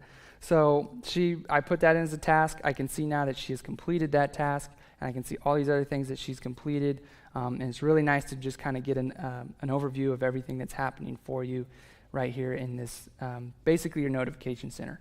And I'm not using that enough, and I think I'm going to come back to it a lot more now that I'm kind of more familiar with it. Same goes with the dashboard. This is something I kind of discovered as I was going through this that we're not using that I think I will start to use a lot more.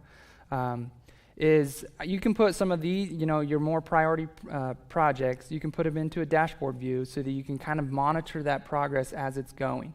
So I can see that we've completed 2 out of all of the tasks that need to be done for this, and so I can get a really good view of like if we're tracking on pace to get this done in time or not. The other cool thing is you can export this to a Google Sheet and really get your cool pie charts and bar graphs and all that stuff for completed versus not completed, and it looks really slick. You can have Asana on your mobile device, which the layout on your mobile is really, really efficient, or at least I feel like it is, so that you can be doing this kind of stuff on the go. So if you're needing to add yourself a task, if you're out and talking to somebody or at a meeting, you don't have a device in front of you beside your phone, you just pop into Asana, you give yourself a task. You can come back and organize it later if you want, but you could organize it right there on your phone, and make sure that that's going into your Asana tasks. Also, if you needed to say, well, where are we going to do that? You need to pull up something related to your project in the field. You can just pull up your Asana app, flip through it, and say, yeah, that's assigned to Mike or Cassie. They can handle that. And it's really, really functional that way to be organizing tasks on the go.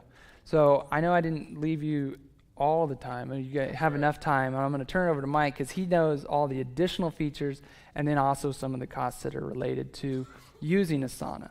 That's the kind of stuff that I don't deal with, so. I should probably turn my microphone on. All right, there we go. So one little thing I did, Grant missed, I don't know if you had a note for it, but if you have a project that maybe somebody else is not involved in, but they should be notified about it, you can add them as a follower. So I might not need to be involved in the wedding process at all, but if I follow it, I'll get notifications and it'll let me know when that project's complete. So that's one of the cool features. So Asana is super powerful. It plugs into, there's hundreds and hundreds of different connections it has. Where are we at here? Still getting used to this Mac. So there are just unlimited number of applications you can connect with Asana. One of the big ones is obviously Slack.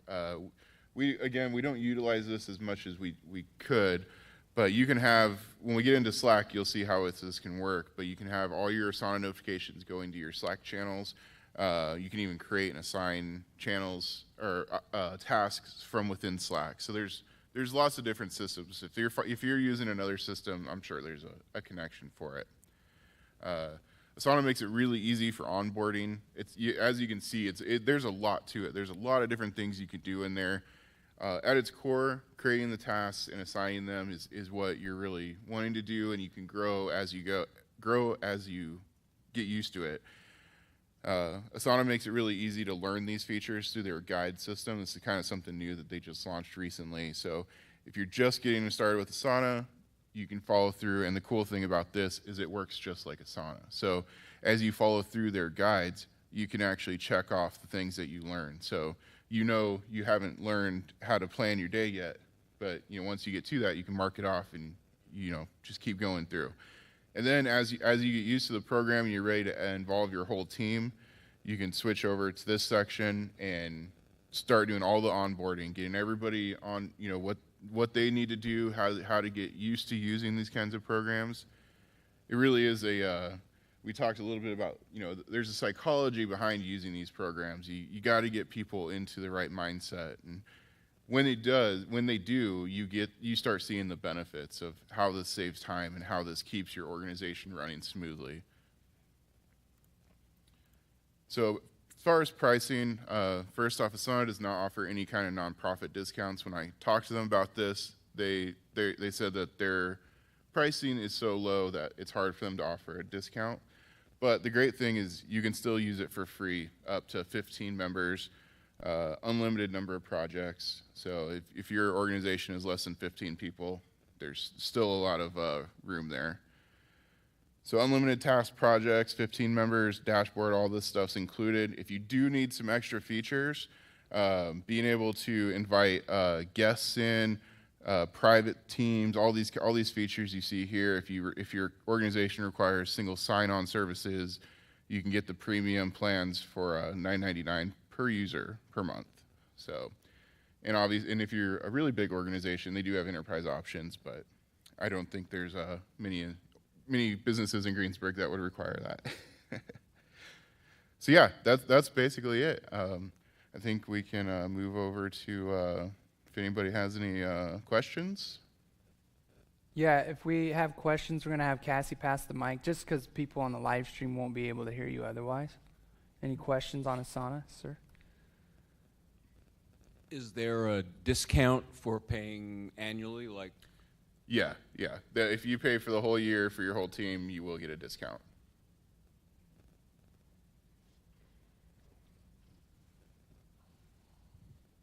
You talked about having a template for recurring tasks.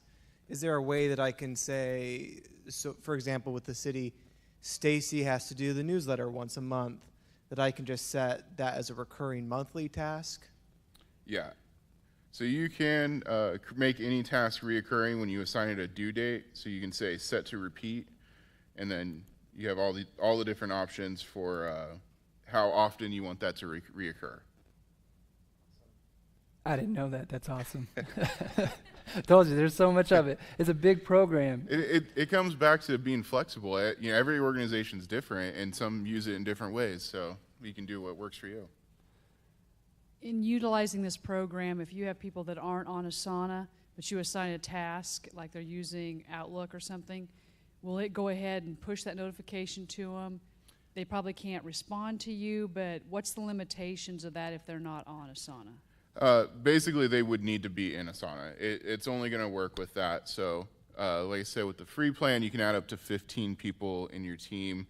But for anybody to be able to get the notifications, you would have to have them added to your organization and signed up. But after that, if they don't want to be using the app or anything else, they can still just get email notifications.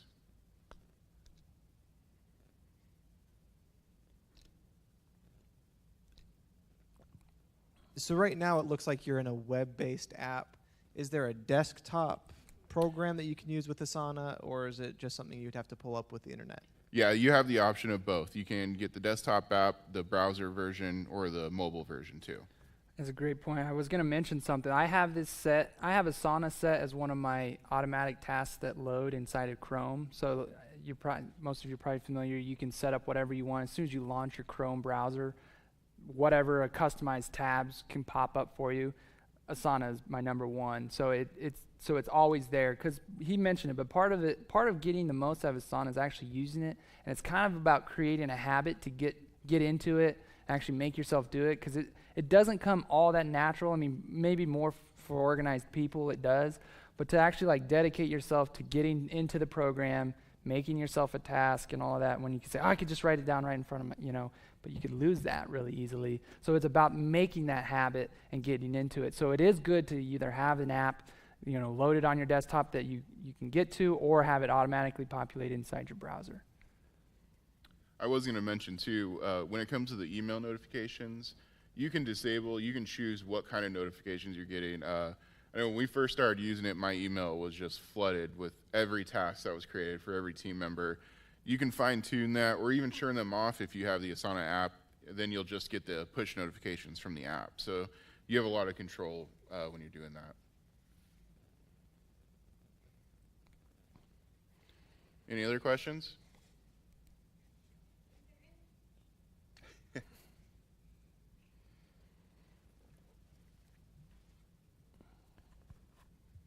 I may have missed this, but is there any way to go back in and remind someone who didn't do their tasks that it needs to be done?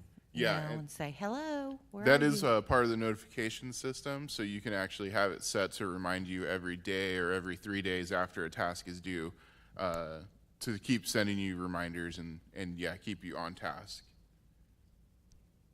Did you just check off a task?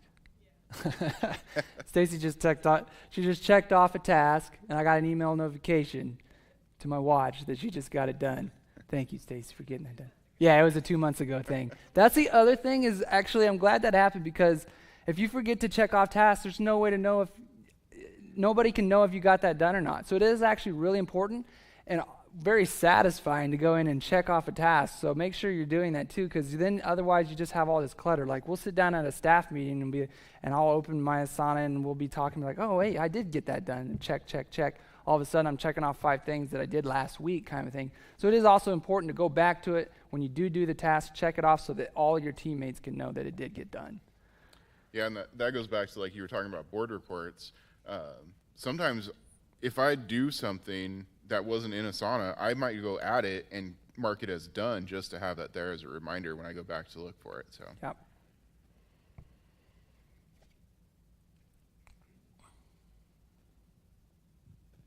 Who created Asana and when? It's been around, I want to say, for about 5 years now, and it was actually created by some guys that worked for Facebook. They broke off from Facebook and went and created this. And that actually kind of brings in another point that, if I can find it here.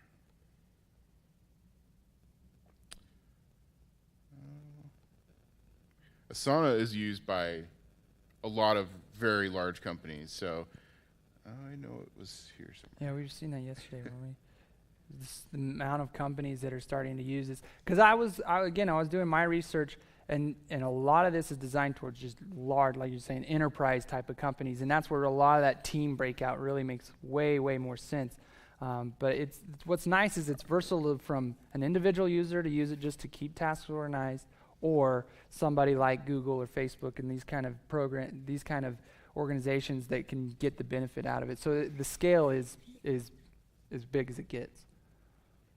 Can this integrate into a video chat, like an online meetings in a spontaneous form? Asana doesn't really support video chat, but Slack, which we'll be talking about next, does. You can actually create video meetings and team communications for that kind of setup.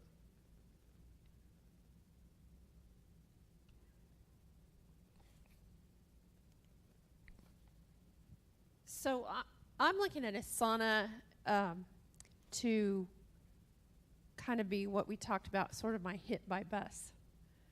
If I'm putting all the tasks in there, because I'm the only one who knows how to do the things that I do. When I go in and I check off my tasks or my projects, then is that archived in a way that's easy for me to go back and find it if I need to do it again, or if I get hit by a bus, someone else could find it? Yeah, absolutely. So there's two ways of doing that. Like you said, you would create a project and then go back to reference it later, or like Grant was talking about, you create that as a template. So you have a process for, say, making bank deposits. You would have that as a template. The next person comes in, needs to tell themselves, I need to do a bank deposit, assign that template, and they can see all the steps right there each time they do it. So it makes that very easy.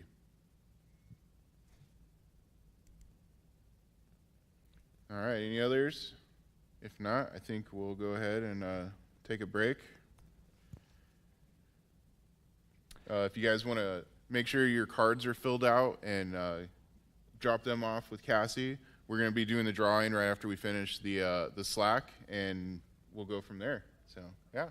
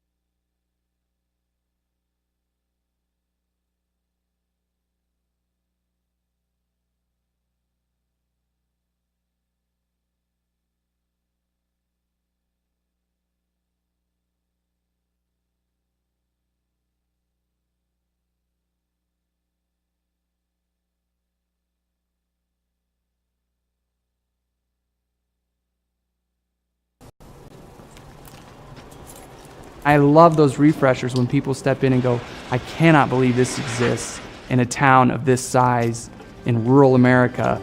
Wow, what potential lies here?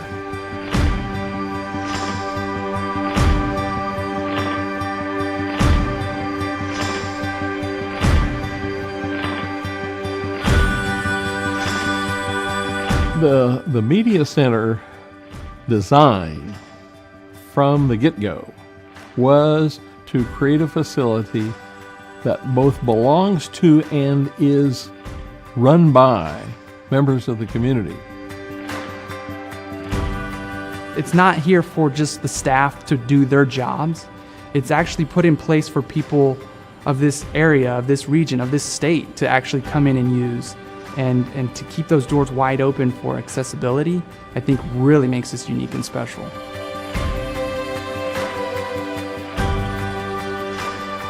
Being a small staff and a small crew, we're able to give people personalized service and really help them.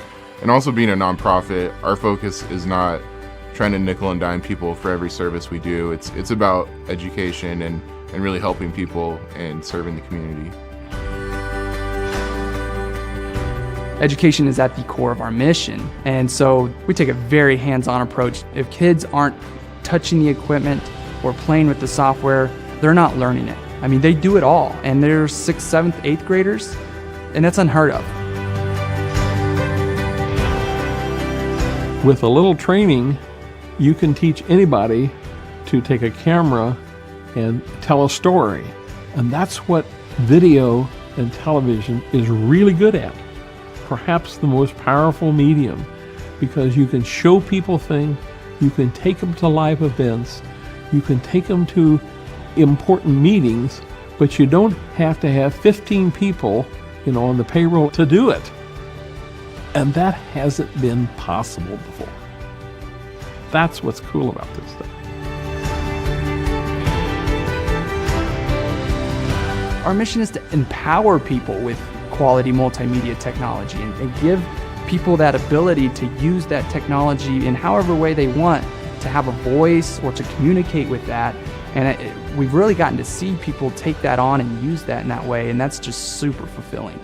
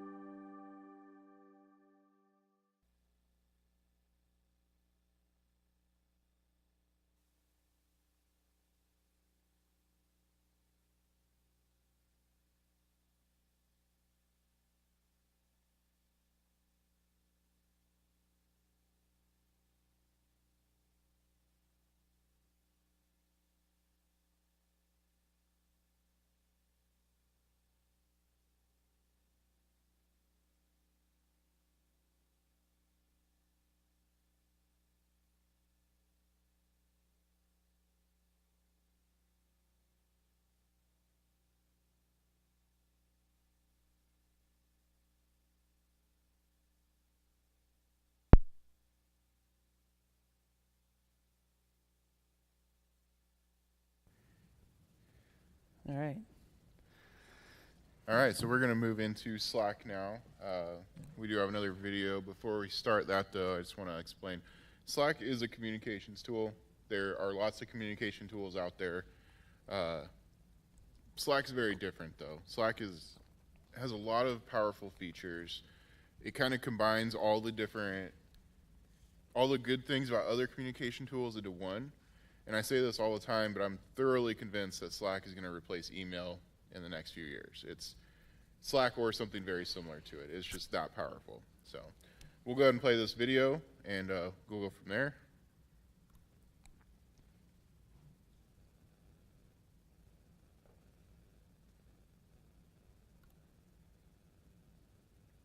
We'll try to play the video.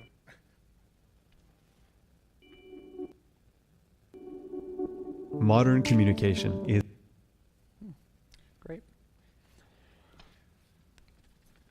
We're having internet issues. It's chaos. You email, UIM.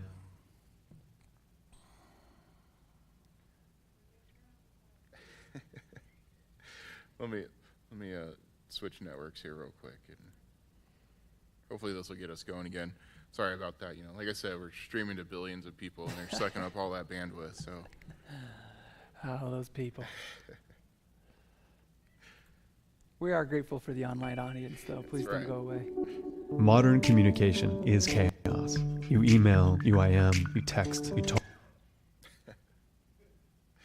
Okay. We got a little further that time. It's interesting. Yeah. We're all familiar with this. Everything else has gone so smooth up to this point, so. Try it one more time. Modern communication is chaos. You email, you IM, you text, you talk. Can we open that in the downloaded version? Yeah, I think we might. Is that easy enough to do?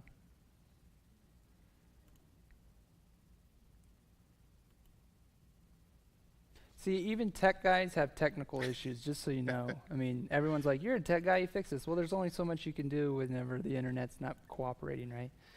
So we did download this yesterday. I'm hoping it'll just be able to pop up and play from here. Kind of scrub right back through all of the... I don't know if you can jump right to it.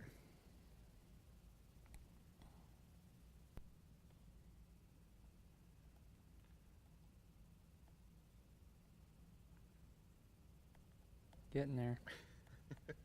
This You guys wanted to see all this This again, right? program's called Prezi, in case anybody was wondering. We're wanting to do a class on it so we can get better at it. Anytime we do a class, we get better at stuff. Modern communication is chaos.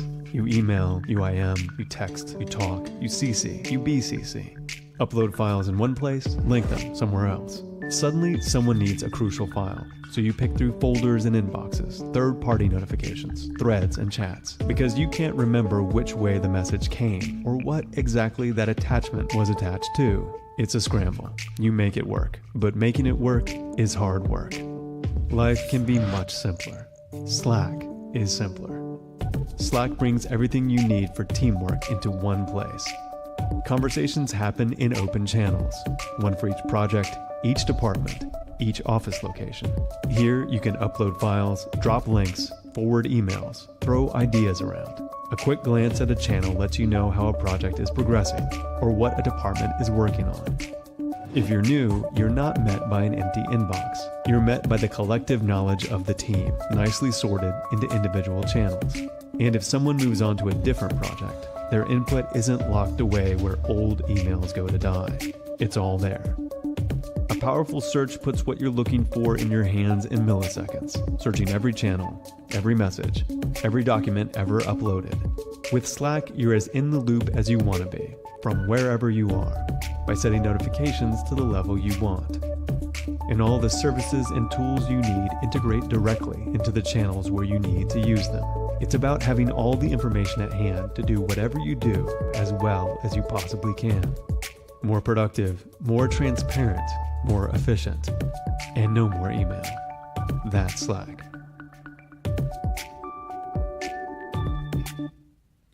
All right, so it actually worked that time. Let me get back over here to the browser. Or we'll actually just pull up Slack. How about that? All right, so like I said, the problem with most communication is everybody's using something different. So if you're sending messages over an email, and then maybe you move to text messages, or then you jump over to Facebook, and so those are all great communication tools, but the problem is when you need something, you don't know where that original message was. Like, you don't know where those files went. Slack keeps everything in one place, and it's just as flexible as those other programs. You can use it on your mobile phone. You can use it on your desktop. There's an app. There's the web browser. It's very easy to use. We actually use it more than text messaging now. It's just easier to send a message through Slack than it is to text. Again, keeping all that stuff consolidated into one place. It's really cool because you can have multiple teams, so multiple organizations. So again, we kind of talked about the Asana, having a personal account, having your business account. Maybe you're helping out at another business for, volunteering somewhere. You can actually join other teams, and you can just bounce back and forth between them and still keep everything separate, but just have all that information readily available. So it's really easy that way. Again, we kind of talked about this with Asana. People do have to be in your channel to be able to communicate with you, but it's very easy to add people in. We'll get into more of the pricing later on, but Slack is actually free for an unlimited amount of users, so it's a very powerful tool. So with that, I'm going to turn it over to Grant, and he's going to talk about some more of the features. So I again, kind of one of those things I can't imagine now, like how we used to do things. We used to send emails between our offices whenever we had something. He got us on Skype for a little bit when we were doing Skype, and it was okay. But I feel like this trumps it pretty well, at least for what I know from how we were using Skype to what we're using here. So the direct messaging from office to office communication is just really great. We have the team members here, so I can click on Mike's name, I can message him, and we're talking. He's in his office, I'm in my office. It's just quick, easy, because most of the time we're not writing each other a book or anything. It's just I need a quick answer. Can you send me this? Can I get that from you? Really quick, instant message communication between individuals is really, really powerful. And again, it kind of helps consolidate things to, well, I know we talked about that, but where would that link have ended up? So it keeps it all consolidated there. And then to be able to connect with people outside of your organization to kind of draw them and pull them in for direct messaging it becomes a lot easier too, because I, as we all know, we can text each other, we can Facebook message, and that stuff gets lost. That video does a good example of talking about that. But that was actually just happening to me. I've been talking about this project we're doing with this guy named Dave on the 12th. Well, Dave and I's communication was all Facebook Messenger because we were just Facebook friends. That's how things initially were going with communication between he and I. Hey, can I meet up with you for lunch? That was a Facebook message, and then, oh yeah, and then follow up. Pretty soon, all of our thread is just this long, kind of unorganized Facebook thread, but he's kind of now a work relationship that I then migrated over to Slack. And since then, it's just been unbelievably more productive to be able to send links and do things inside of that channel with him. And then with that and adding him to that, we can also add a channel dedicated to the project that I'm working on with Dave that I also wanted Mike to be a part of and that kind of stuff. So pulling people into Slack for your organization starts to really streamline your productivity with those outside of your actual staffing structure and all that. So and people seem really adaptive to that, which is nice. Now I probably haven't ran into some of the right people who say, no, I'm not doing that, I'm going to keep Facebook messaging, and you just deal with it. But when you can explain the benefit and kind of make people understand this is just organization so we can get things done better together, they're probably pretty much going to be on board for that. Now I talked about we can share files, so photos and those documents and those kind of stuff can be shared between individuals. So again, I was saying that where Dave uploaded his graphics to me right here in this channel so that I can see all of the things that he has sent to me or I have sent to him. Where is the pop out where you can see the files to the right side? Between he and I thought it was over here. Yeah, more items. Uh-huh. Files. Yeah, see. So I don't know what I would do without Mike around. I just really don't know. But so these are my files, and I think this is all of my files. Really, I want to see just Dave and I's, and I don't remember how to do that. Sorry. Up to the right here. And then your files. I think that's where I was. Sorry, guys. This is where I'm not as rehearsed. I know we can do it because I did it the other day. And it's really beneficial to be able to do that between Dave and I. There we are. So you can sort that. Good. I was able to show you that you can sort all your files or just files between certain people. So then if you know that was a file that you shared, because I don't know how many times this has happened to me, like in a text message, I'm like scrolling up forever, and I'm like, I know that person texted me this picture, and I'm scrolling, backdating, trying to get back to finding it. Whereas this is a quick, easy sort, and he sent me that on July 28th, I can get to it immediately. There's no hesitation there of finding the files and being able to pull that. So that's just kind of streamlining workflow plus consolidating communication all at the same time with some of those things. So you can, this is one of my favorite parts of it, is you can create a channel. And I kind of mentioned that really quickly when I talked about creating a channel with Dave.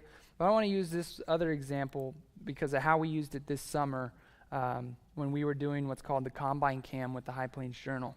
So we put a camera inside a combine that was going to be cutting wheat from Texas to Nebraska, and we were in charge of managing that Combine Cam on the back end for all the technical stuff. But we also needed to be coordinating different things with the High Plains Journal, plus being in communication with the combine driver. She's got to turn on the camera. She's got to tell us that she's got. UCC, UBCC. Is that loaded now? Okay. All right. I guess we can come here and close that, huh? Okay. Slack.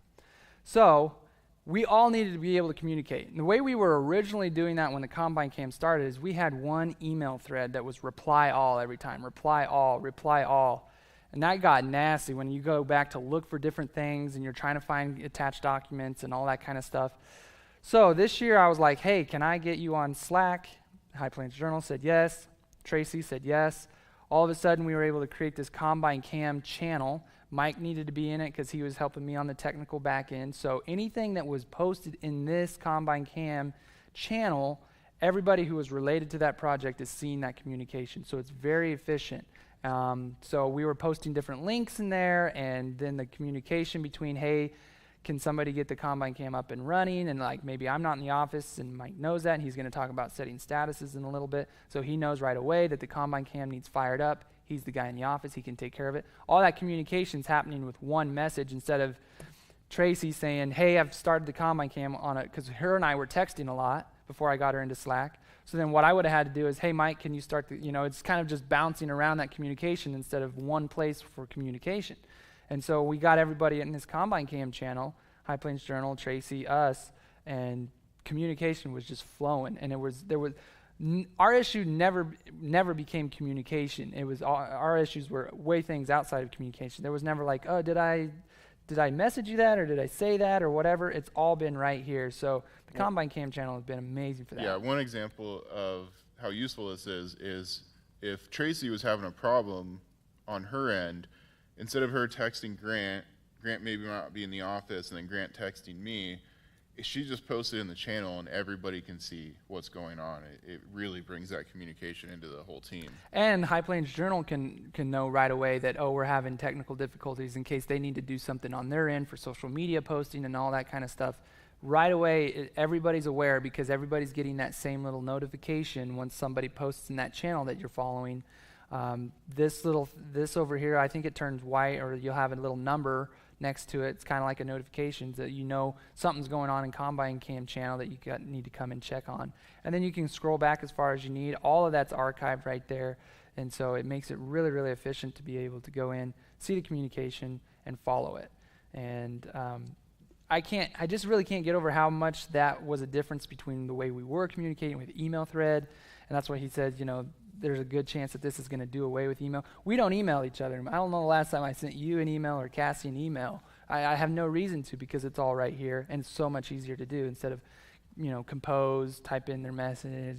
Do I need to add a subject? No, probably, and because it's going to ask me what to. Anyway, efficiency. And so Slack has really consolidated that down to, we know we're all using Slack. We're all good about using Slack. And so there's no question whether, how we're communicating with each other anymore. Just today was about the only day I ever text Cassie, because we were saying, well, we don't necessarily want all these Slack notifications coming up if we have the computer on. So otherwise, I don't text these guys. They're on my Slack, and now I don't text Dave. I don't text Tracy. None of these people that I've then now added, even Stacy, we got going on this when we were working on the 10th anniversary documentary and the efficiency that was there for that. So rarely do Stacy and I text anymore because we're on Slack. So just once you get people kind of used to doing it, it just becomes, here's where your communication line is. It's not like, did I email Stacy? Did I text her? I don't know. we know it's in Slack. So that's how I use it, and there's more and more features to that, but that's kind of like the meat of it that I'm really comfortable with talking about, so then I turn it over to Mike. So yeah, there are some really powerful features in here. Some of these do come with the premium plans, but you can see in here, Tracy's little icon here is a different shape. This is because Tracy is a single channel guest. Tracy doesn't need to see everything that we're communicating in our team. And you know, some organizations, you don't want that. If you've got marketing information or accounting information, you may not want a guest to see that. They can just be assigned to one specific channel. So you still have full open communication and still keep things private that you need to keep private. I was going to try to do this, but I don't think with our internet connection it's going to work. But Slack does have, like we were talking about, a voice system, so you can call somebody on somebody else in your Slack team. You can also call an entire channel, so you can get everybody in, and you can do video chat too. So this is a premium feature, but it's very powerful.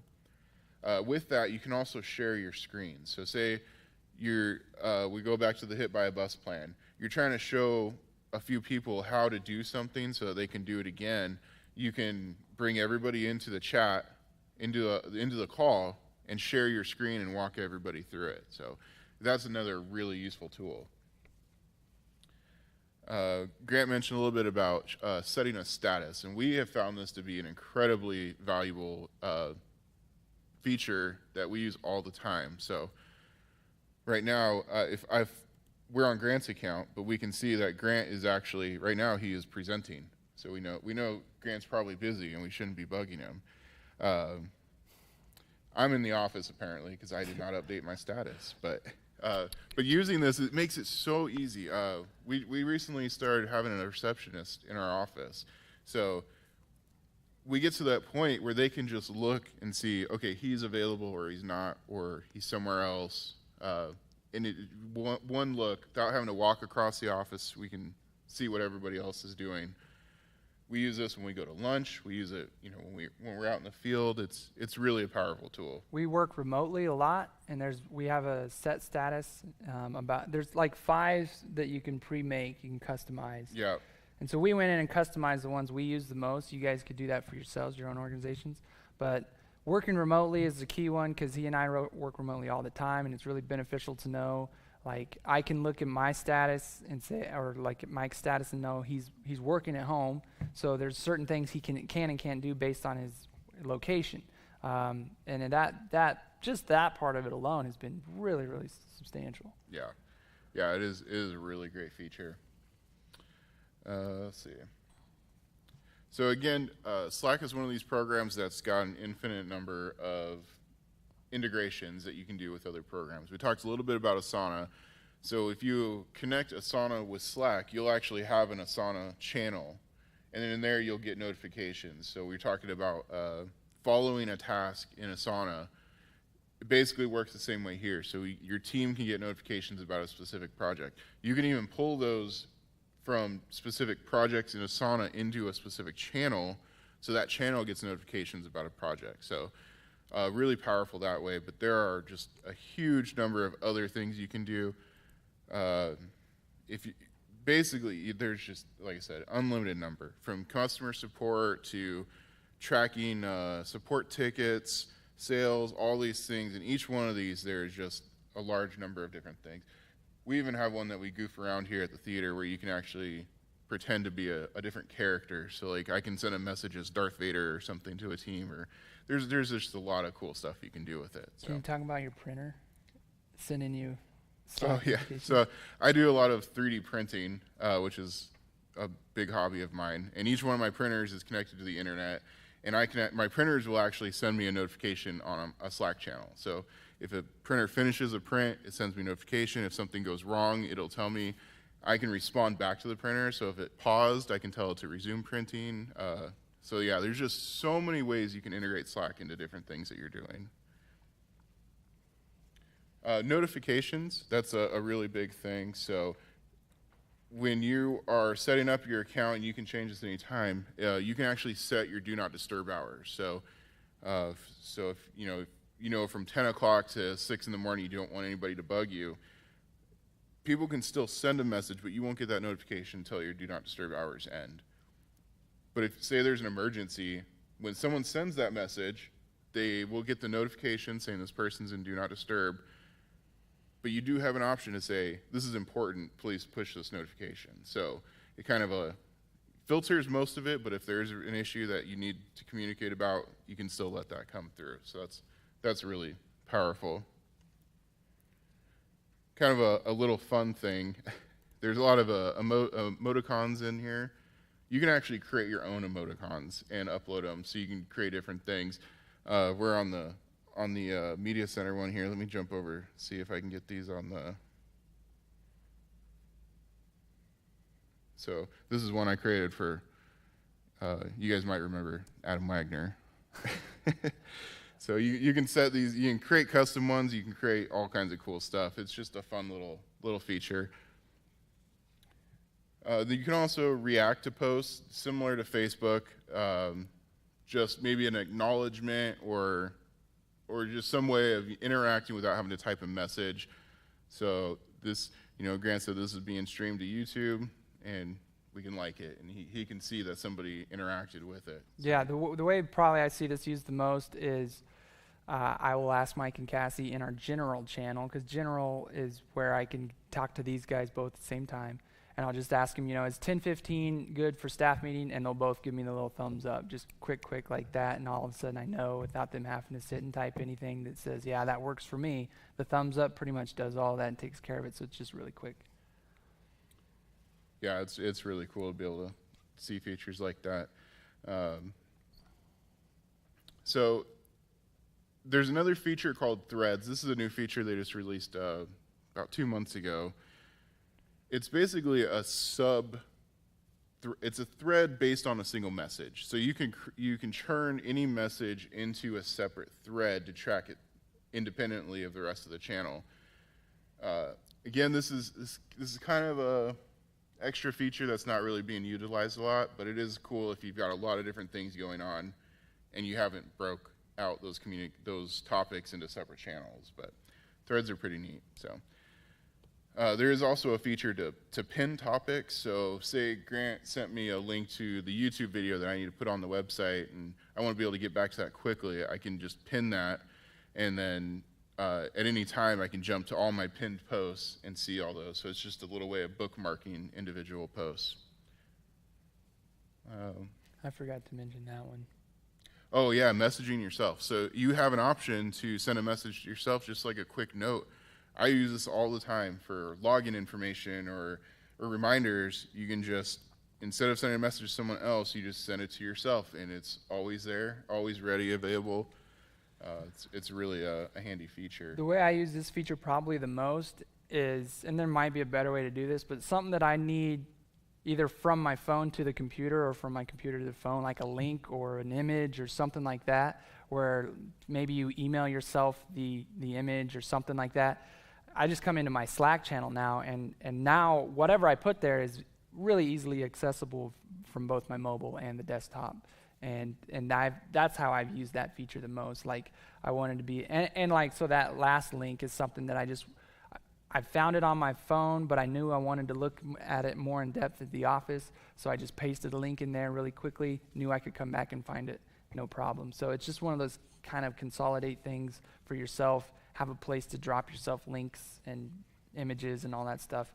And I was really excited. I kind of stumbled across it. I was like, because I saw my name over there, I was like, what's that all about? And then all of a sudden I saw I could do that, and I was like, oh, this is just too cool. And Grant talked a little bit about the document sharing. So again, with all the integrations that Slack has, if you're using Google Drive or OneDrive or any of these cloud sharing programs, you can actually just share a link of that file, and it automatically imports it into Slack. So someone shares a document with text on it, you can just open that right there in Slack and see all that information without having to download it and interact with it that way. So yeah, those are the main features of Slack. Again, it's a really powerful tool. Oh yeah, there's one more. It's on the separate page, so we can show you this. So let's go to this channel. So if maybe someone sends you a message and you kind of see it in passing, but you don't have time to act on whatever the message was about. Maybe this is a right place for Asana, but so let's say Grant sends this message and I need to come back to it later. You can actually say, remind me about this. So in 1 hour, Slack is going to send me a notification saying, hey, Grant said this, come back to it. So it's a really cool feature to be able to come back to stuff like that. Yeah, but a lot of times I'll open an email and I'm like, oh, I need to deal with this, but I don't need to deal with it right now. So I'll just leave it as an unread message so that I know I need to come back to it. But this is even a better feature, so you can kind of allocate the time that you want to come back and how soon or later do you want to come back to it. Because then this will just send you a notification and it'll say, hey, did you remember? And then you can act upon it then, or you can reset the reminder again if that timing's not appropriate. So and one other thing I want to mention, the channels, and we kind of talked about this, but being able to create a channel as a team. So say here at the theater, we have a team of projectionists, and I might have something that they need to know. I can just post that in that one channel, and whoever comes in that day will see it when they come in. So it's really a great way of keeping your team separate and organized still. And whatever your business needs, you can set up those different channels that way. Yeah, I think it's fairly customizable, and you'll just start to understand how it works, and then use it obviously the way you use it. We're just giving you some examples of how it's really been beneficial to us. But like Mike said, hey, it's really, really versatile, and I think we're just now kind of breaking into it for the most part. Yeah. So I think with that, we can go back to question time.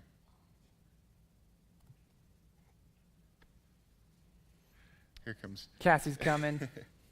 I think we kind of snuck up on her. We're Sorry, running a little Cassie. ahead of time. Yeah, we're keeping her moving.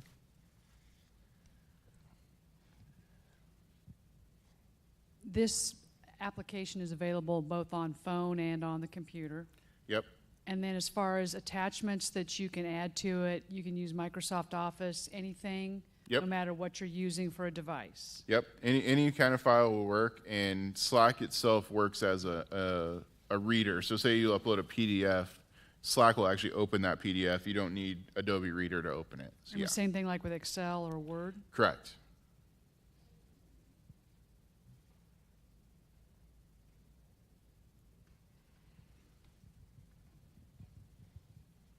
But to get these messages, people have to log into Slack?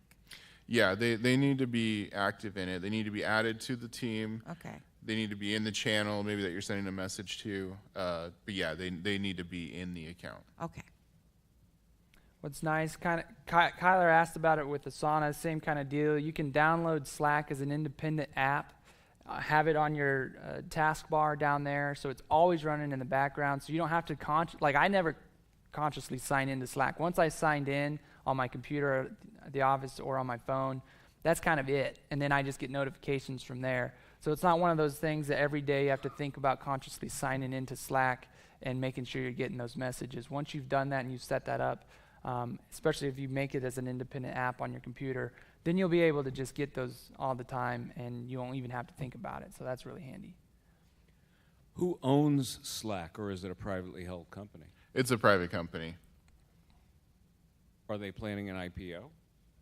I have no idea.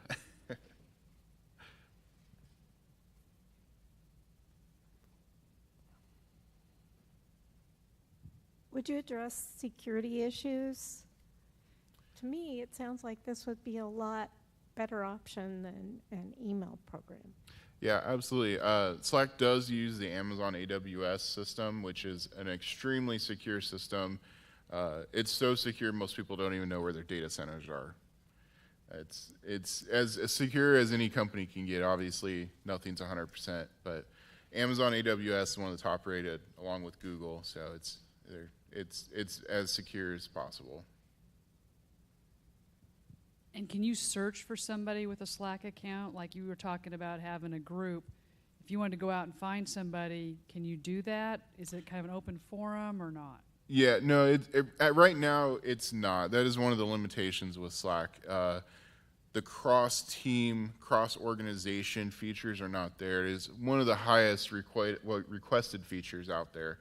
But basically, there's two options where you can either invite everybody from the other team as a guest or create a separate account that kind of contains both. Neither of those are ideal solutions when working cross-organization because all the messages end up in one place and maybe the other team's not able to search them. So it is one of the lacking features, but I'm sure with the number of requests they have for it, it'll be something they'll be changing soon.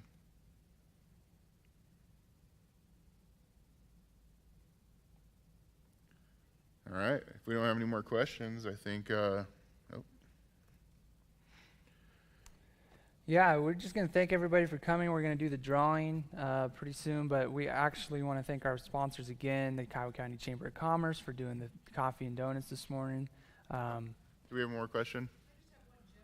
Oh, okay.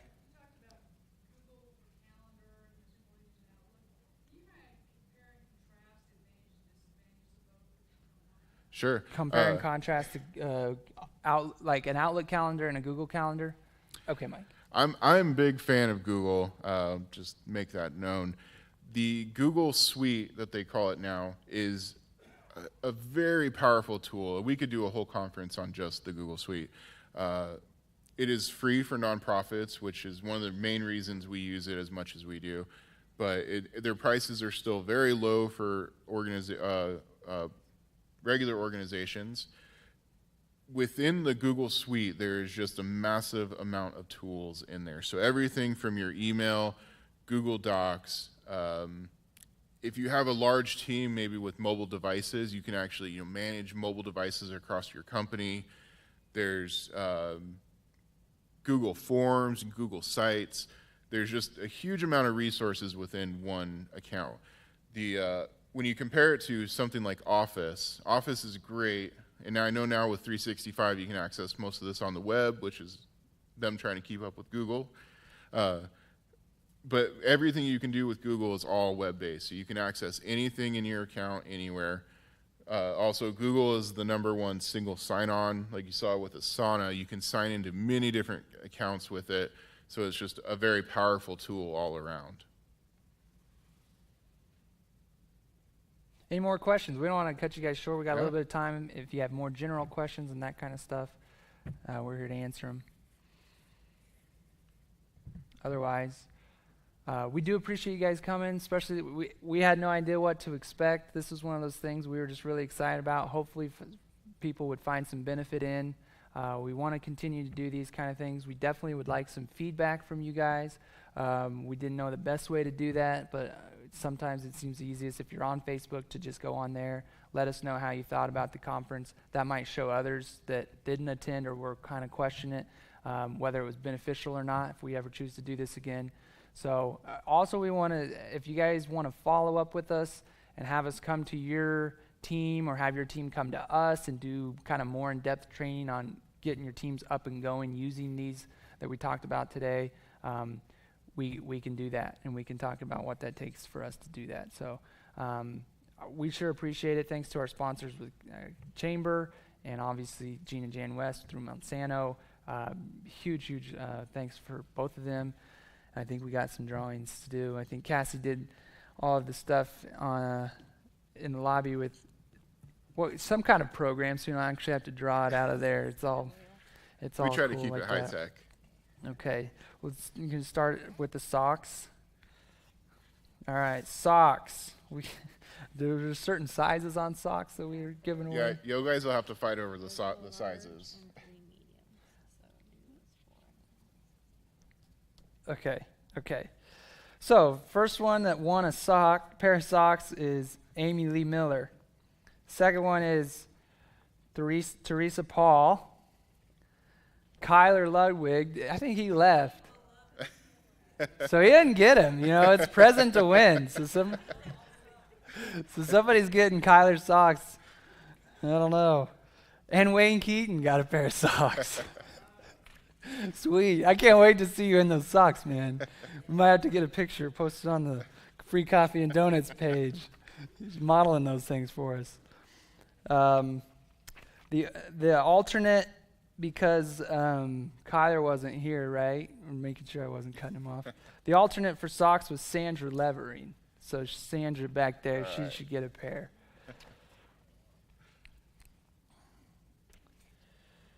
Did we get everybody their socks? Okay, and this is a bundle, right? This little tablet thing, right? Yeah. Case and a screen protector. Is that what this is? Okay. Man, I wish we had a drum roll because this is so exciting. Tablet goes to Ashley Bevan from Stafford County Eco Devo. All right. All right, guys, thank you so much. We can't wait to hear some of your feedback, some of those other classes that you might want to take. Grow this thing for next year, conference 2018, we'll blow it up. So hopefully you guys learned something today. Love to hear from you, but otherwise, thanks for coming.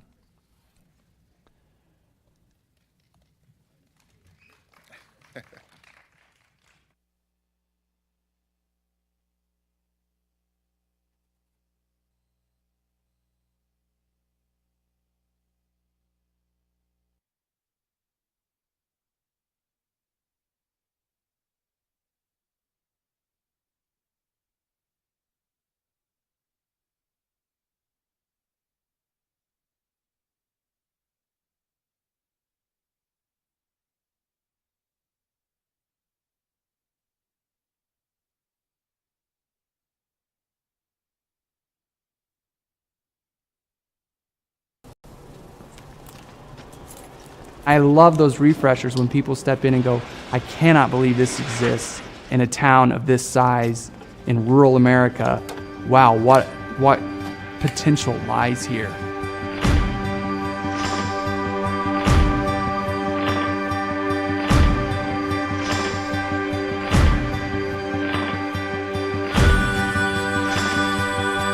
The media center design from the get-go was to create a facility that both belongs to and is run by members of the community. It's not here for just the staff to do their jobs. It's actually put in place for people of this area, of this region, of this state to actually come in and use. And to keep those doors wide open for accessibility, I think really makes us unique and special.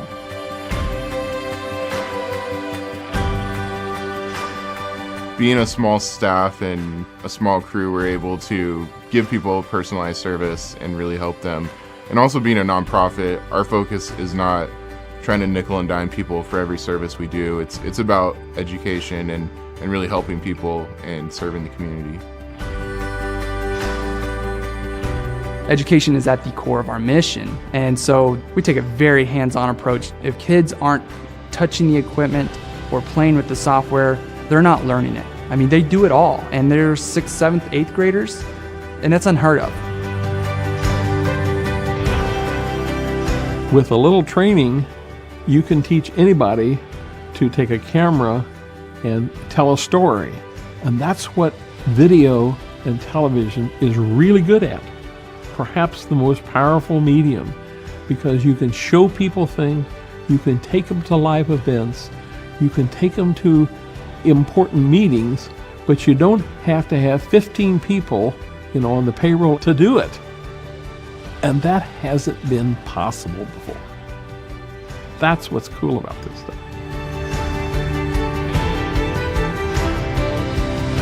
Our mission is to empower people with quality multimedia technology and give people that ability to use that technology in however way they want, to have a voice or to communicate with that.